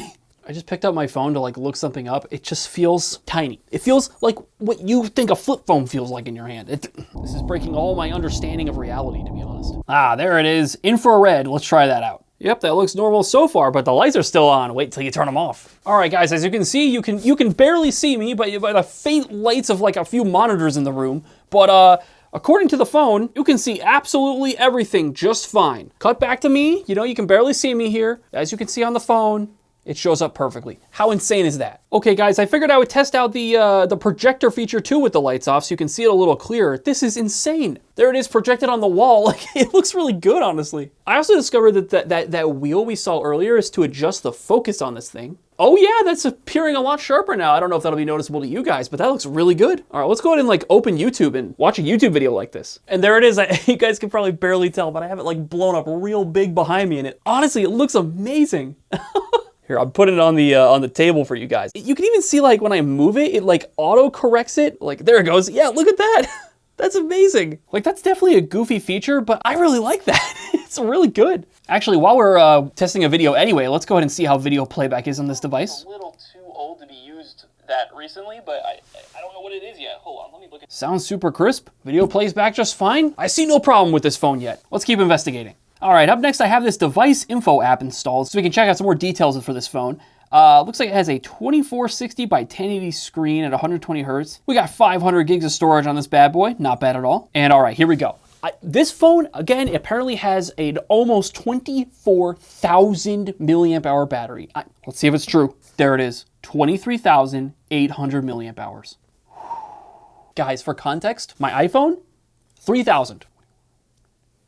Guys, that's almost 8 times the size of the iPhone. You are never running out of battery with this phone. You're gonna charge it like once a month. That is unbelievable. Looks like this phone also has 16 gigs of RAM. That checks out to me. This phone is also apparently on Android 13 Tiramisu, released in 2022. Anyways, up next, I gotta test out Stumble Guys, right? Will I be the only person on planet Earth to play Stumble Guys with a Tank 3 Pro? And we're stumbling. This looks really good, plays really well. I don't hear any like cooling fans or anything. Yeah, I really think those only turn on for the projector. Even when you're playing a game, I don't really think those are gonna turn on at all. Oh, actually, speaking of that, what am I doing? I have to project this onto the wall or something, right? There we go, guys, I'm Stumble Guying. I don't know, I can't play like this, but it's kind of amazing you could do this. Honestly, it sounds dumb, but you really could just like put a game on here, like whatever game you want, connect a controller to this device, and like, there you go, you got like a portable gaming setup right there. All right, guys, I think it's time we do some durability testing. Let's start with, I'm gonna drop this on the table. If my table explodes, I mean, can I even be blamed? This thing is, I don't know, it's so heavy. Here we go. Oh. Couple more years of phones like this, and we're not gonna have a table no more. That's crazy. All right, guys, time to drop it on the floor. Our floor might not make it. We're gonna have a second, a basement. We're gonna have a basement after this. Why did it bounce? Oh God. Yep, we got a little bit of, wait, I just wiped it off. Yeah, it's perfectly fine. It's where I hit the ground. It looks totally fine. Incredible. Does it work? Of course it does. It's the Tank 3. You know it's gonna work. All right, up next we had to test the underwater camera. Yes, of course this phone has an underwater camera. All right, guys, as you can see, I'm recording video of myself with the underwater camera mode. I'm gonna go ahead and dunk it into this water here. Here we go. I'm going in. Bloop. The phone is now submerged. As you can see, it is still on. It looks to be just fine. I saw no bubbles come up. Go ahead and lift it back up. And yeah, as you can see, we're now watching the video of me dunking in water, and it's perfectly fine because of course it is. Did you guys see that? I don't know if you can see that, but like water is flying out of this phone as I shake it. I hope that's not anywhere it shouldn't be. All right, guys, one more thing I gotta show you with this phone. This is insane. So I dumped it in water here. You saw there was some water coming out. But I discovered this phone has a feature to help with that. Let me show you. So we're just gonna dunk it back in the water here, and we're gonna take it out of the water. And now if I go back into the toolbox here, you can see we have this thing here called clean water in, I think it's dust. Click on that. Yeah, sure enough, push water, clean dust. Let's start pushing. I don't know if you guys can hear. The phone is just vibrating. It's just vibrating. I don't know. Is that like actually doing anything? I don't know. And I hear water actually moving inside of there. What? Oh, wait. I only had light drainage selected. Let's try deep drainage. Yo, okay, I think it turns the fan on now too. Wait. You guys won't be able to see it, but there's water in front of me now. That's actually working. And like, there's water coming out of the phone. It's like coming out of all the little holes and stuff. You can see there's water all coming out of it. That's awesome. I love that. But anyways, guys, thanks for watching this crazy video. Let me know what you think about the insane Tank 3 phone. I will see you next time. Bye-bye. Number 3. I bought an iPhone 16 Pro Max for only $300, and in this video, we're gonna unbox it, test it out, and try to figure out why it was so cheap. Now, we've unboxed a lot of cheap phones on this channel that were just knockoffs with really crappy features, but honestly, I'm not so sure this is a knockoff. Let me explain why. So on the listing, they have one option for a crappy Android that just looks like an iPhone, and they have another option here that says real iOS. So like, is this real iOS? Let's open it up and find out. All right, so pulling it out, we have a charging cable. It's a lightning cable, so that's a good sign. Okay. Yeah, no, it's not, because this is an iPhone 16 has a USB-C actually. And wait, what? Hold on. Okay, so that looks like a real iPhone box. And here on the back part is where it gets really interesting, because it actually has the little pull tabs on the top and the bottom, but they are a little misaligned, and I feel like some of this text is like a little blurry. But I don't know, man. If this is a fake box, it's a really good fake box. Let's go ahead and open it up and see what's inside. Okay. So first thing I notice is we have just like a cardboard cutout thing here in the top. That's not right. Yeah, so just a quick note, the little cutout is normal on an iPhone box, but what's not normal is the fact that this thing, the cutout was mutilated. Like, is this phone used? Very weird. And yeah, here we have a little, it has like the correct little pull tabs and stuff, but it's a USB-C to Lightning. The 16 has a USB-C port, right? All right, let's put that stuff to the side and go ahead and open up this little package here and see what the actual phone looks like. And what? Okay, so at first glance, it sure enough has an Apple logo there, and it has some, what is this? Halong here on the bottom. That's what? 2023? Then on the side, you have your power and your SIM tray. This side is our volume and our, oh wait, no, this is supposed to be an action button now, right? Not a little, whatever you call this thing. I forgot what it's called, but what is going on here? But otherwise, it looks pretty normal. Let's go ahead and try to turn it on and see what happens. I'm a little scared. Sure enough, there's an Apple logo. Yeah, that looks like iOS, dude. What? Screen looks really crisp and everything. Let me just go ahead and start with the settings here and let's see what it says. Our iPhone has, I guess that's some Chinese right there. So maybe it's just a different region of iPhone that are way cheaper. Like this is like $1,000 off, guys. Really sketch. We'll check some more specs in a little bit, but first thing I noticed is this thing seems laggy. Like, look at that. It seems like it's lagging, right? And also, I'm pretty sure it's in 60 hertz, which if a Pro Max is definitely not a 60 hertz phone, so that's off. And yeah, like comparing to my iPhone 13 Pro, you can see, just watch the scrolling here. Mine is a whole lot more responsive on the right side than the left side. It's just like, it's really laggy. But, oh, well, also, I just noticed the top part is not right. The iPhone 16 Pro Max has a little island up top. It doesn't have the whole notch. I guess let's test out the camera next. And wait, we only have one zoom level. What? Are these fake cameras? Hold on. Look at what? Okay, so that's definitely a camera right there. And if we put our finger over it, yeah, that's the real camera. These two, I guess, are fake. Let me just take a few photos and see how it looks. And yeah, the photos match up with what I kind of expect from an iPhone. Maybe not perfect, but like there's your there's your selfie mode, and there's from the back camera. I mean, pretty good, much better than the crappy knockoffs you usually see. But next up, let's just see what's pre-downloaded on this phone here. So it looks like all pretty standard from the get-go. Weather, shortcuts, passwords. What is AS Tools Pro, and what is this? Is this the browser? So it's just like a built-in browser. That's super sketch. Also, what is this AS Tools Pro? I can't read that. Let's translate. Okay, so at the top it says AI Assistant. At the bottom it says Featured, Application, Game, Search, and Mine. What is this thing? We have a bunch more random stuff on this page, including an FAQ, toolbox, and Apple information. What is, hold on. Okay, it took me to like a Wi-Fi thing. Yeah, let me just go ahead and connect to the internet now, which I'm a little scared to do because this is super sus, but let's give it a go, I guess. Might as well. Oh, and just notice this says WLAN instead of Wi-Fi. And looking this up, it appears that some iPhones do say WLAN depending on what region they're from. So I guess that's just like a Chinese thing. All right. It's getting even sketchier though. All right, well, I think we're connected. Let's go ahead and see what this Apple information shows me now. Oh, it's just downloading apps. What? Now it's freezing. Bro, it's literally frozen. Bro, what? All right, here we go. We can change our region here. Let me check and change it to the US. Okay, well, apparently changing my language only changes some things because it still shows, not in English. It shows like half the stuff in English. What is going on? Of course, it's advertising in Red Note and WeChat. Bro, let me just try to download an app because we're still not signed in. I'm not sure if this will work yet. It doesn't work as I expected. And I guess the next thing I can do is put an actual SIM card inside of this thing and see if it'll let me like text people, phone calls, that sort of thing. So let's try that out. All right, SIM card is in. Let's go ahead and see if it'll register it. Okay, yeah, it shows a phone number here. Still don't see any bars though, which is interesting. All right, guys, so after just letting it sit still for like 5 minutes, there are some bars now. So let me go ahead and turn off our Wi-Fi and see if we can do something over cellular. Yeah, we got LTE. Test. Okay, yeah, it's searching. Let me try to make a phone call here. Yep, phone number's blurred out, but you can see I'm calling from my business SIM to my personal SIM, and it's working. Yellow. I got 2 phones. Oh, this is actually kind of creepy. Yo, surround sound. Wait, also, hold on. I'm looking through the recent calls. We have the 2 phone calls I made, and then there's a call to 00 back on February 22nd, 2025. What is that? All right, guys, so I'm gonna do it. I'm gonna try to sign in with my Apple account. This is risky, but we'll do it. One eternity later. Oh my goodness. Okay, so guys, I finally got signed in with my personal account, and I'm downloading an app right now. And I also just figured out the back of this phone is blazing hot, like right there. Oh my goodness, it like hurts to the touch. What?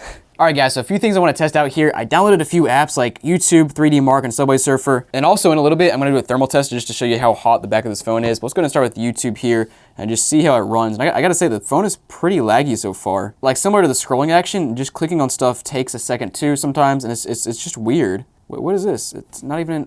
What happened to changing to English? I literally changed this thing to English and it's still not English. Whatever, got a random BBC video here, and yeah, let's go ahead and see how it works here. It loaded up just fine. Let's go ahead and rotate the landscape. And yeah, wow, surprising that, yeah, it works fine. Okay, cool. And I should mention the sound does work. Just escaped a pack of wild. Yeah, you can hear it from this short here, and the speaker is really loud, so that works. Next up, we'll try out Subway Surfer just to see if it works at all. I would assume it does, but we'll try it. Yeah, so I mean, I haven't played much, but it's pretty smooth, a lot smoother than most of the other knockoff phones I come across. And also I'm gonna go to settings and test out Face ID because I saw this earlier and see if this actually works properly. So yeah, that looks like the Face ID setup for Apple. So let's go ahead and see if this works. And yeah, sure enough, Face ID works. Oh, okay, so again, is this a knockoff or is it actually iOS? What is going on here? So confused. I just got a text message. I'm gonna blur out some of it because I don't know what it is, but it says Verizon something, and it's a bunch of numbers and equals and colons.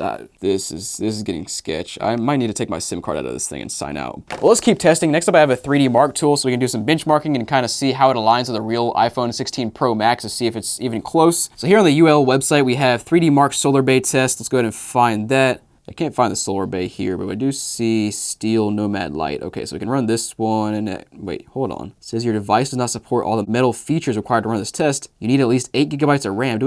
So what is in this phone? What? Yeah, Pro Max has 8 gigs of RAM. This one obviously does not, so... And actually, I guess something I haven't checked out yet is the actual specs of this phone. So let's go into our settings, general, and then I think under about we can see some details on this thing. So then our iOS version is 18.3.1, and our model name is iPhone XS Max. Huh? Wait, hold on. Okay, so I'm even more confused now. I think it could be an iPhone XS Max inside of this thing, and they just found like a random iPhone 16 Pro Max shell, I guess, to put inside of, but it still doesn't match up. Because an XS Max has 2 cameras here, and you can see on the back they only have 1, unless they just like used 1 camera and blocked out the other one. But there's no wide angle lens option or telephoto option, so did they disable that in software somehow? Also, it says we only have 64 gigs here, but I could have sworn somewhere else it said 256. Where did it say 256 at? It was the back. Yo, the back of this thing says 256. It's just a bunch of lies. What is going on? And also, there are no SIM restrictions, so I guess that makes sense as to why my Verizon SIM worked eventually. And we can see our parts and service history. Oh, we have a different battery in here. Okay. Unknown part for our battery. That's interesting. Yes, I'm not quite sure what else to test on this thing. It actually did cool down a little bit after a while, but let me go ahead and still show you the thermal test here. Yeah, so like I said, it's actually not quite as hot as earlier, but you can still see a heat signature around the Apple logo, then up towards the camera, it was pretty hot to the touch. Just like, why is it so hot right there? And it's also where your finger rests, so it's gonna burn. Now guys, I really did not want to take this iPhone apart, but we probably should so we can see what's actually inside of this thing. And I've never taken apart an iPhone before, but I bought some tools and we're gonna try to do it today, and hopefully it comes apart in a reasonable manner without breaking it. And also it might just fall apart because it's not a real iPhone. But anyways, this little sticker down here I guess was a warranty seal because it says void now after I peeled it off, and it's covering one of the stickers, or excuse me, one of the screws. So let's go ahead and take those screws out and then we'll try to peel this thing apart. So I got the 2 screws out of the bottom, and now we're supposed to heat up the back so we can loosen up the adhesive and then kind of peel it apart with our suction cup here and a pry tool. So let's go ahead and see if that'll work. Okay, got that heated up for a little bit. Now let's try to do the suction cup thing. Oh, all right, so the whole thing just separated on its own. There was really not much glue there. All right, let's go ahead and loosen this. Okay, now taking this thing apart, and at first glance, sure enough, that looks just like an XS Max on the inside. I'm looking at a photo right now, and the first thing I noticed, and you might have noticed this too, is from the videos I watched, on the XS, you do actually need to heat it up and loosen the adhesive, but I don't seem to feel or notice like any adhesive anywhere on this iPhone, so I actually don't even know if they used adhesive. Like, it looks like they might have just, it might have just been clipped in by these little clips on the side. And there's some other little interesting tidbits here, like this little Apple sticker with some sort of symbol in the middle that doesn't look like a real Apple sticker, of course. And the battery here looks definitely different than what it does originally in the XS Max, which makes sense because we got a warning on our iPhone that we have a third-party battery in here. And guys, the main thing I want to note here in this teardown is that this scam is so elaborate, so deep, that they custom built an iPhone 16 Pro Max shell to perfectly fit an iPhone XS. You can even see on the inside they added, I guess, a little bit more buffer here between the edge of the phone and the batteries. Like, looking at photos of the XS, I don't think there's quite that much buffer on the side of the phone. Also, one more strange thing to note here is the fact that this device, that the screen or the front of the phone pops off first, whereas on the real iPhone 16, the back actually pops off first. But guys, I'm not gonna tear this down any further. I think we've seen everything we need to see, and I can tell you for a fact, this is one of the most elaborate and deep scams I've ever seen. So guys, if you ever see an iPhone 16 Pro Max for 300 bucks, don't buy it. Number 2! I bought 2 phones from AliExpress for $5 each, and in this video, we'll see just how much phone you even get for that price. Now, we've seen some cheap phones in this channel before, like real cheap, but I don't think you're ready for what kind of phone $5 at AliExpress can get you. Let's get into it. Now, as you can see, I have 2 phones here. They look exactly the same, but when I turn the boxes over, this one is an MKTel EXO, and this one's an MKTel M2023. But I want to start with the Evo here. Let's see what's in the box. Wait, that can't be the phone, right? It's so small. Oh man, look at this thing. MKTel. Wow, hold on, this isn't the right phone. Hold on a minute. This is the Evo, right? EXO, my bad. The EXO, yeah. This is what this phone looks like, right? And then here's the listing pic that it's supposed to look like. Wait a gosh darn minute, I'm gonna open the other box. Do we actually have 2 of the same phone? I'm gonna be so sad. Come on, MKTel. Now I'm just sad. Okay, well now that my day is ruined, let's see what's inside of the rest of the box. We get a high quality premium micro USB cable, not even USB-C, nice. Let's take a look at this instruction manual. Focusing. Anyway, boring, but all right guys, let's take a closer look at the phone here. As you can see, there's our speakers, I assume, and this thing is supposed to be our camera. Are we certain there's a camera in there? It is so small. Okay guys, I am trying to zoom in as far as possible, and I cannot see if there's an actual camera in there. We'll just have to find out, I guess. Got a little like, kind of texture on the back, that's interesting. What are these 2 things on the top? Are those like our flash? I think it is. I saw on the website they had a picture that showed these 2 laser beams coming out of the phone. And on the front of the device, you can see it says M2023 right there, and of course, so does the other one, which confirms that we definitely have the wrong phone because the other one was supposed to be an EXO. Let's go ahead and take this screen protector off. Bam! These are some very glossy buttons. Do they feel nice? No. They're fine, I guess. I like that we got a big old button just for the flashlight. That's something. Oh, I didn't even notice on the bottom there's our micro USB charger right there, and we have a headphone jack. Why?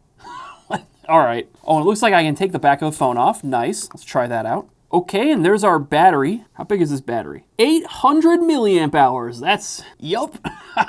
Not quite as much as the 23,000 milliamp hour battery we found in that tank phone from a few weeks ago. Please watch that video if you haven't already. Wild device. And actually underneath the battery, we have a fair amount of things going on. We got the 2 SIM card slots, full-size SIM card slots. That's kind of nice. And there's our SD card slot as well. And yeah, sure enough, I think there is a very, very, very tiny camera in there. Holy crap. I might be mixing up this phone with the one that, didn't come in, but I'm pretty sure this thing said it had a 0.08 megapixel camera. But all right, guys, let's slap the battery back in there and turn the device on. Also, without the battery, this phone weighs nothing. It weighs less than like a McDonald's toy. Honestly, at $5, I feel like you might actually expect to get this in a McDonald's Happy Meal. All right, let's turn it on. Go. Please? How about the other one? Will this one turn on? Nope. Maybe they need plugged in real quick. Hold on. All right, let's plug her in. Will it turn on now? Oh, yep, there it goes. Holy crap, that booted instantly. What the heck? Here's our lock screen, I guess.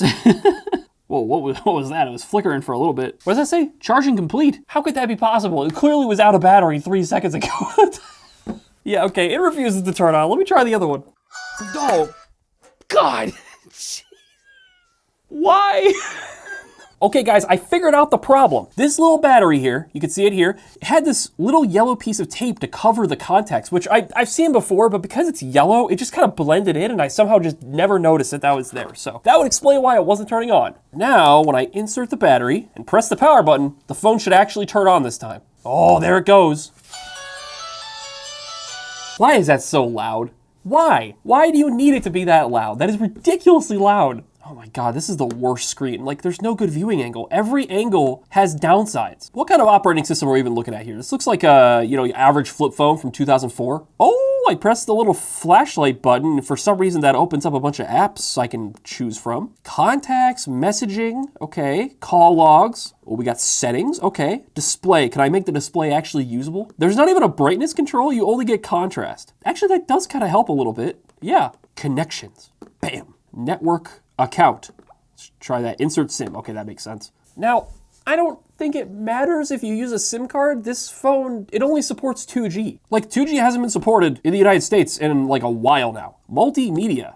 We got any multimedia? Oh, it looks like this is how you access the camera. Okay, let's try that out. Here we go, guys. The less than 0.1 megapixel camera. Oh my God. First of all, oh, that was so loud. Oh, wow.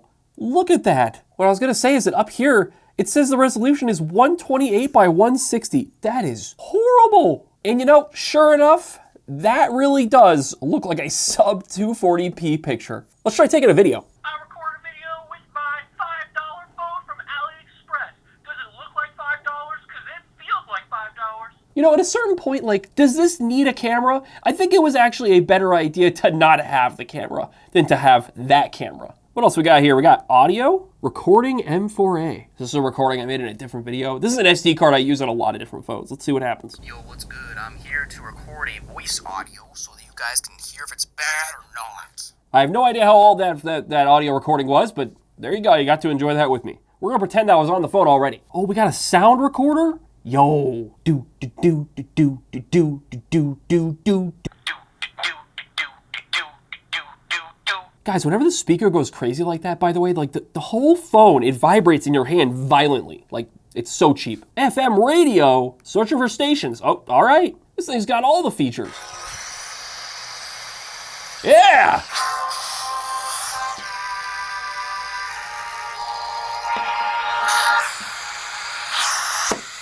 It's so cheap, it doesn't even know how to be a good FM radio, guys. Yo, we got games. Yeah, give me Snake. Wow, this is, yeah. It's Snake. It's very slow Snake. Come on, go. Eat the stupid pellet.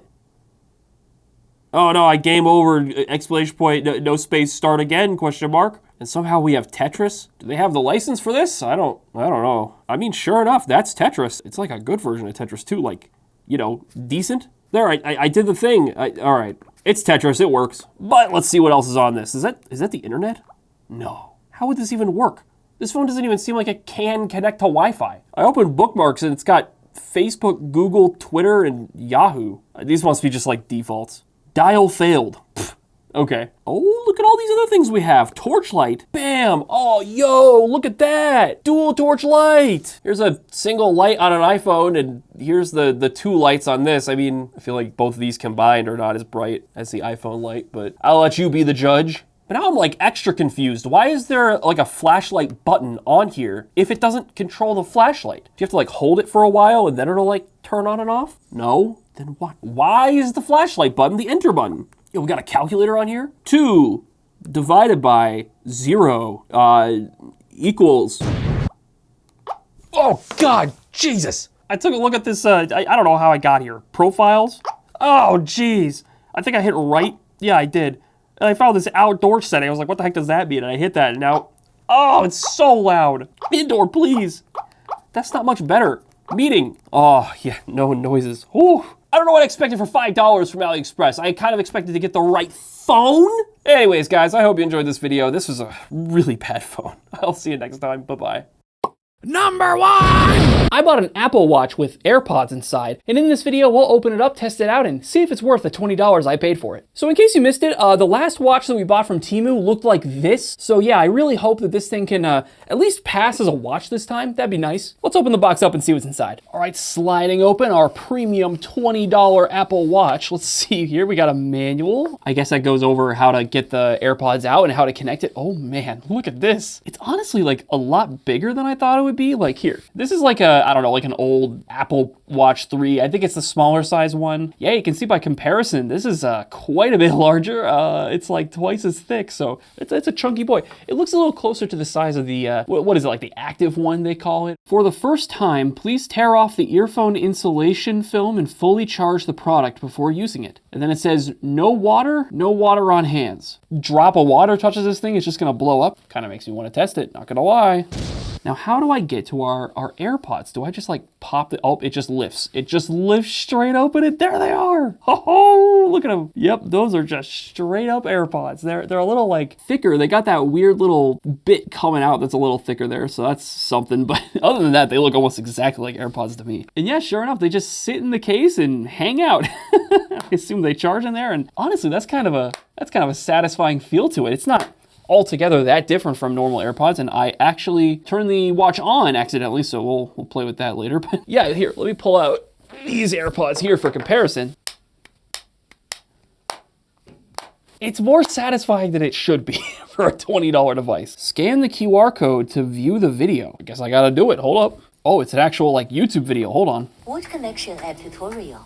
Long press the button to turn on the device. It's giving me some info on how to connect it with Bluetooth and stuff, so let me try that out. Oh, there we go. I'm connected. I don't know if that's a good thing. Should I trust this device with my phone's information? Whew, I don't know about that one. Please go to your phone, search for Bluetooth connecting headphones. There we go. Okay, I connected that up. It's interesting, it's 2 separate devices, but that kind of makes sense. Okay, and now that everything's connected, we're on the home screen here, and let's see here. We can scroll, and then we got some more apps over here. It says it's 1644. Whoa, what just happened? I opened the lid while the watch is on and it made like a sound and it vibrated the device. Hold on, let's do that again. Power on, and then it plays this little animation. Oh, yo, I love that. Do I put these in my ear? Last time Jacob connected, earphones to his actual phone and tried using them, they gave him potentially permanent hearing loss. So I don't know if I want to do this, to be honest. I'm just gonna like gently rest them on my ears. So not like fully put them in, but like enough. They immediately blasted. I'm so glad I didn't fully insert those. Can I like turn the volume down somehow? Please note that all options. They're so loud. They're like max volume by default. Open the scan button. That's coming out of the earphones. Like that's kind of dangerous. All right, screw it. I'm putting them in for real this time. Okay, first off, they do not stay at the ear at all. I'm like reasonably confident that if I move it all, here, let's try this out. What if I just like, yep, there they go. I can't get the control features to work though. Let me read the manual. It just says click once, click twice to do like various things, but what is a click? Do they mean like tap? Oh, that worked. It paused the video.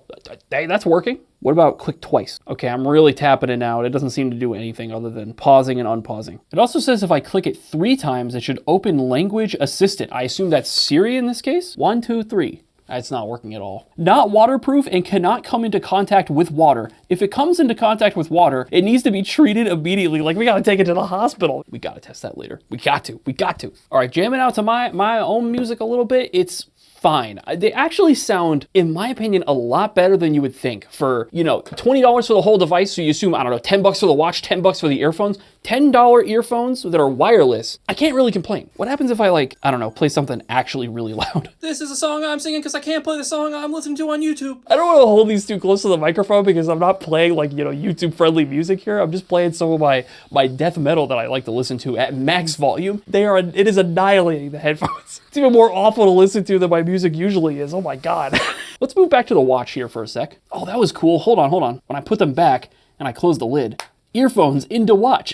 I don't know, that's kind of cool. And there we go. We got it on the wrist. That's not bad.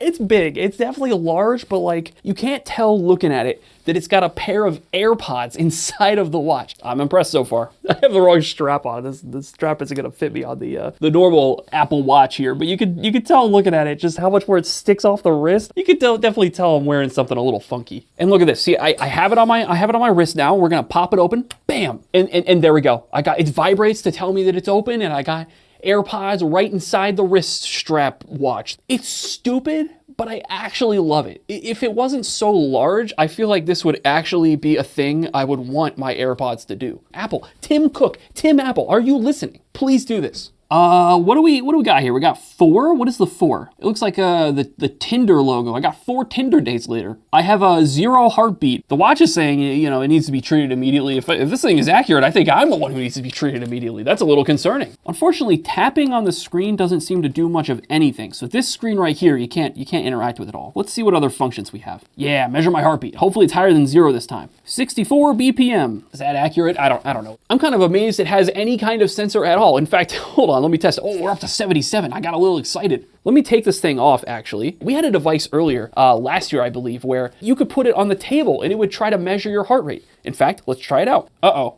It's not immediately failing. That's a bad sign. 64. No. Does that just mean it's probably like randomly generating a number as long as it detects that it's resting against something? That's so sad. All right, how about Yoshi here? Is Yoshi alive, or do I gotta take him to the ER here? Would he go to the ER or the vet? I don't wanna know. Yeah, Yoshi's alive, let's go. I'm just confused. Why even go through the effort of putting the lights on the back if it doesn't even do anything? It's not even accurate. What is the purpose, TEMU? Why? Oh, there's an actual like app drawer. That's kind of nice. Look at that. They copied the activity thing. Look, it's got the rings. I've burned 1% of my kcals apparently. If I wiggle it around, does it like go up in steps? Oh, yep. It went all the way up to 166. Low battery, remain 20%. Ignore. We gotta test the rest of these features quick before it dies. Let's check out the settings here. Notifications, toast, notifier, dis_bright. I assume that's display brightness. Often bright.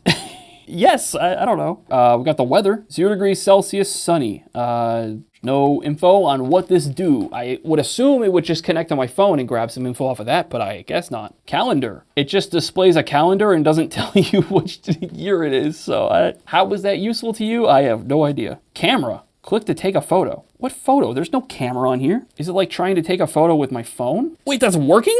Oh, wait. You just click it there and it eventually took a photo. I can imagine dumber features. Wait, we got games on here? Merit wooden fish. It's like cookie clicker, but I'm clicking a nut. I don't, what is this? Okay, let's try out avoid. Oh, please tell me this is Flappy Bird. Oh yeah, oh God, it doesn't work.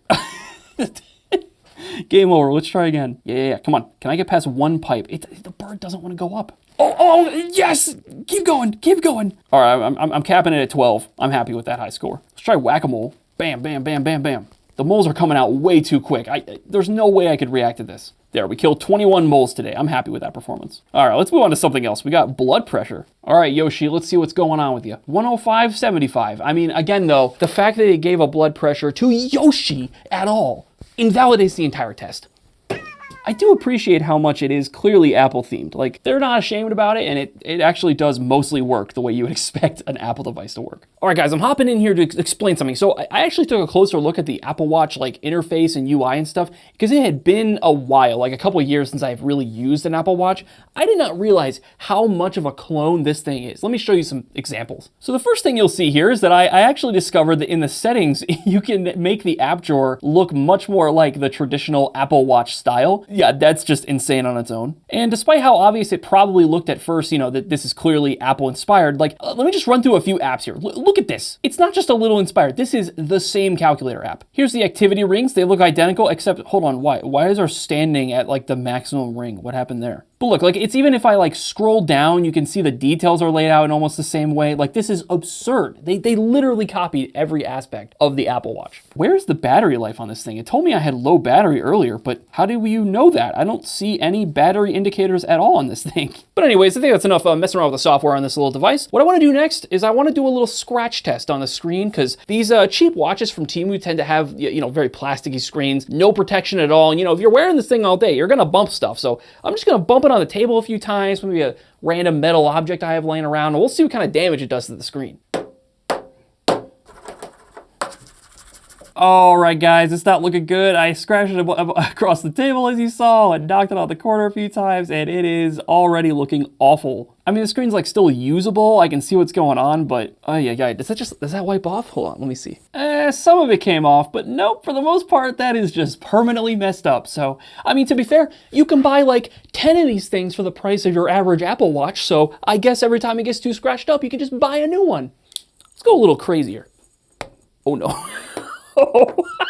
I give it one poke and it's immediately having a bad time. Did I break it? It's still working, but yeah, that bubble is just kind of on there now. Oops, that's enough of that, I guess. Okay, guys, for the final test with this device, I have moisturized my hands. You can see they are very wet.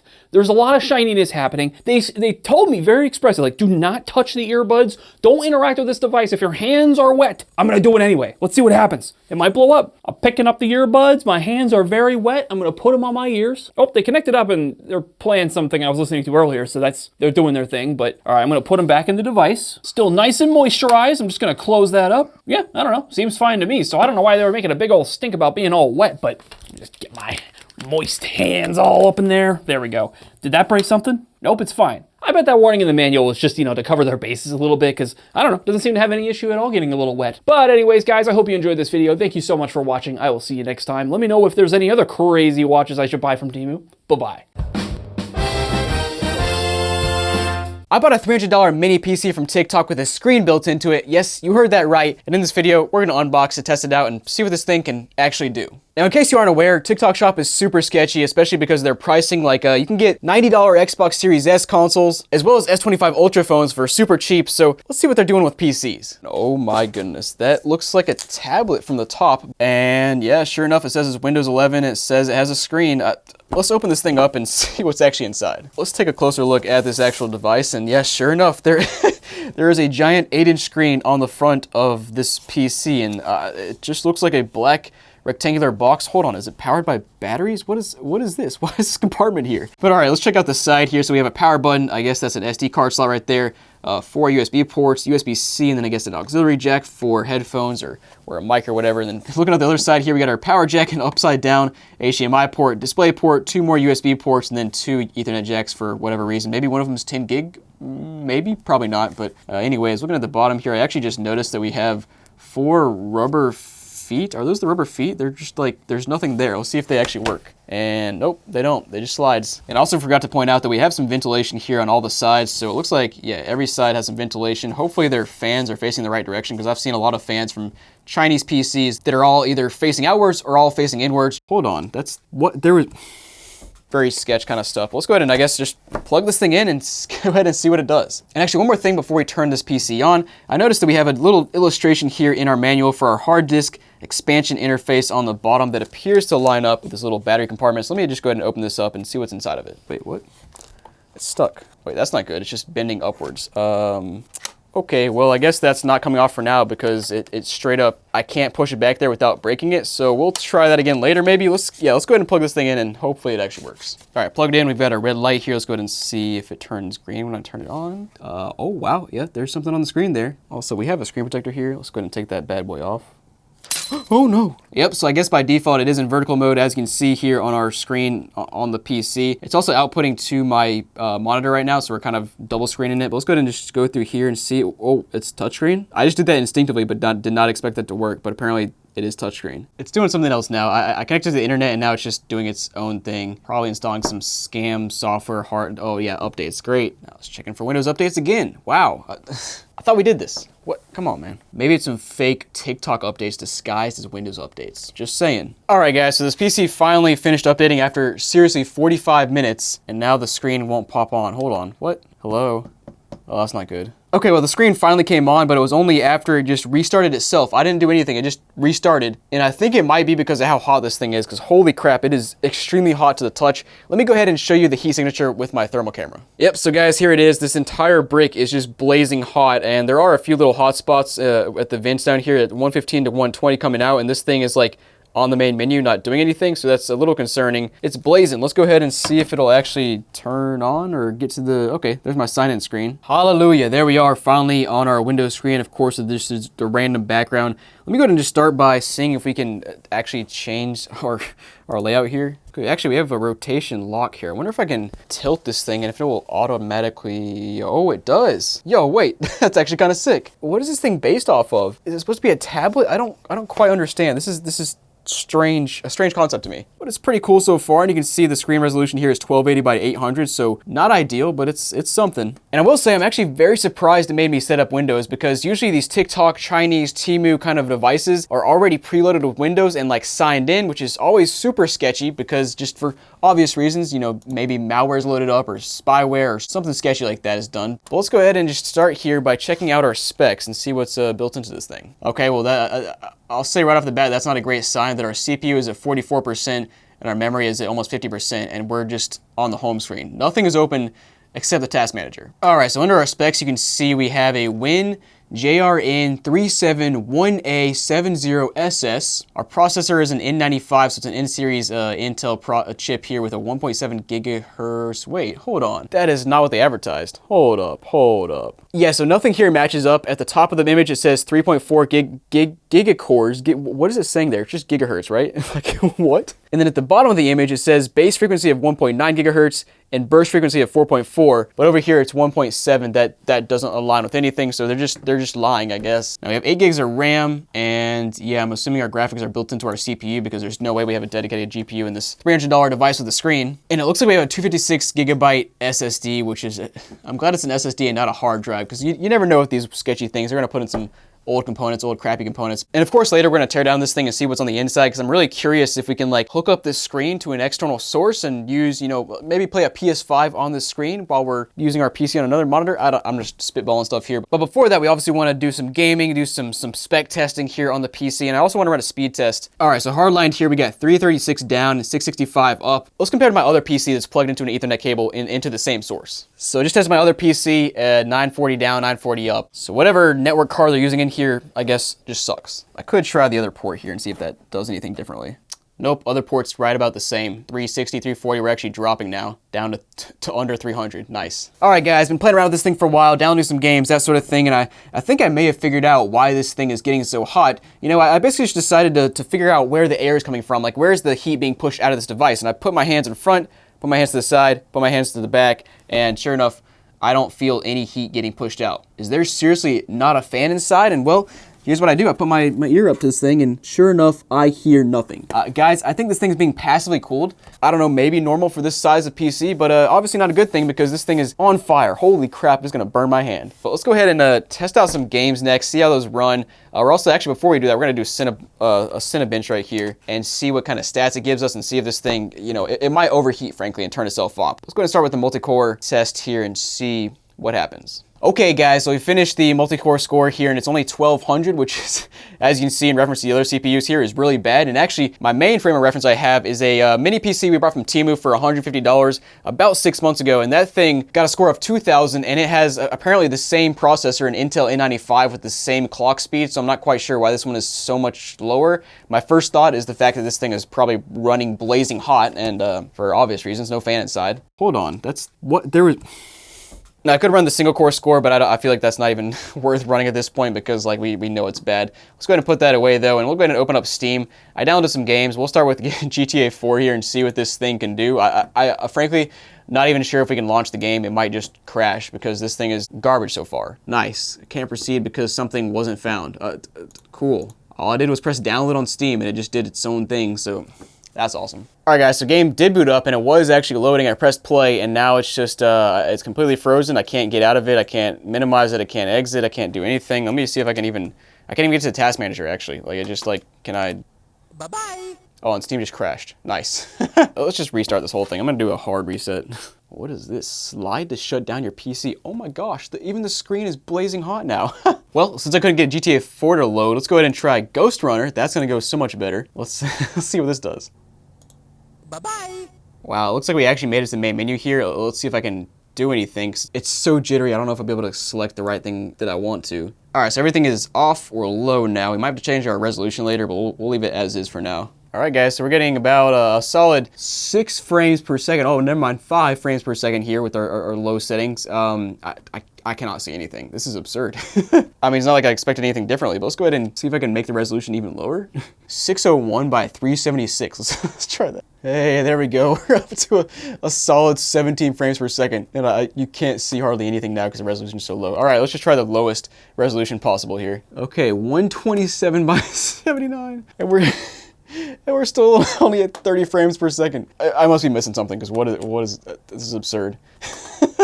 And I have one more game to try here. We have Gravity Circuit, which is, if it doesn't boot this game, then this PC is just, I have no words. Let's see what happens here. Well, guys, we can play our NES games at 60 frames per second here in 2025 on our, just whatever this PC thing is. But guys, next thing I want to do is obviously open this thing up and take a look at the inside and see what's going on because, like, whatever it is, it's absurd. Let's find out. And also, just to confirm, yes, there was never any fan noise at all the entire time I was playing games. But let's go ahead and flip this thing over, and I assume there are screws underneath those 2 parts right there, and probably also underneath these rubber feet. And I actually forgot about this little piece right here that wouldn't open before. Let's try to get this open first. Okay, finally got that off, and let me just go ahead and... Oh my gosh, that's so hot. Hold on. Let me pull out my thermal camera and show you guys. Oh my goodness, guys, this is absurd. Look how hot that is.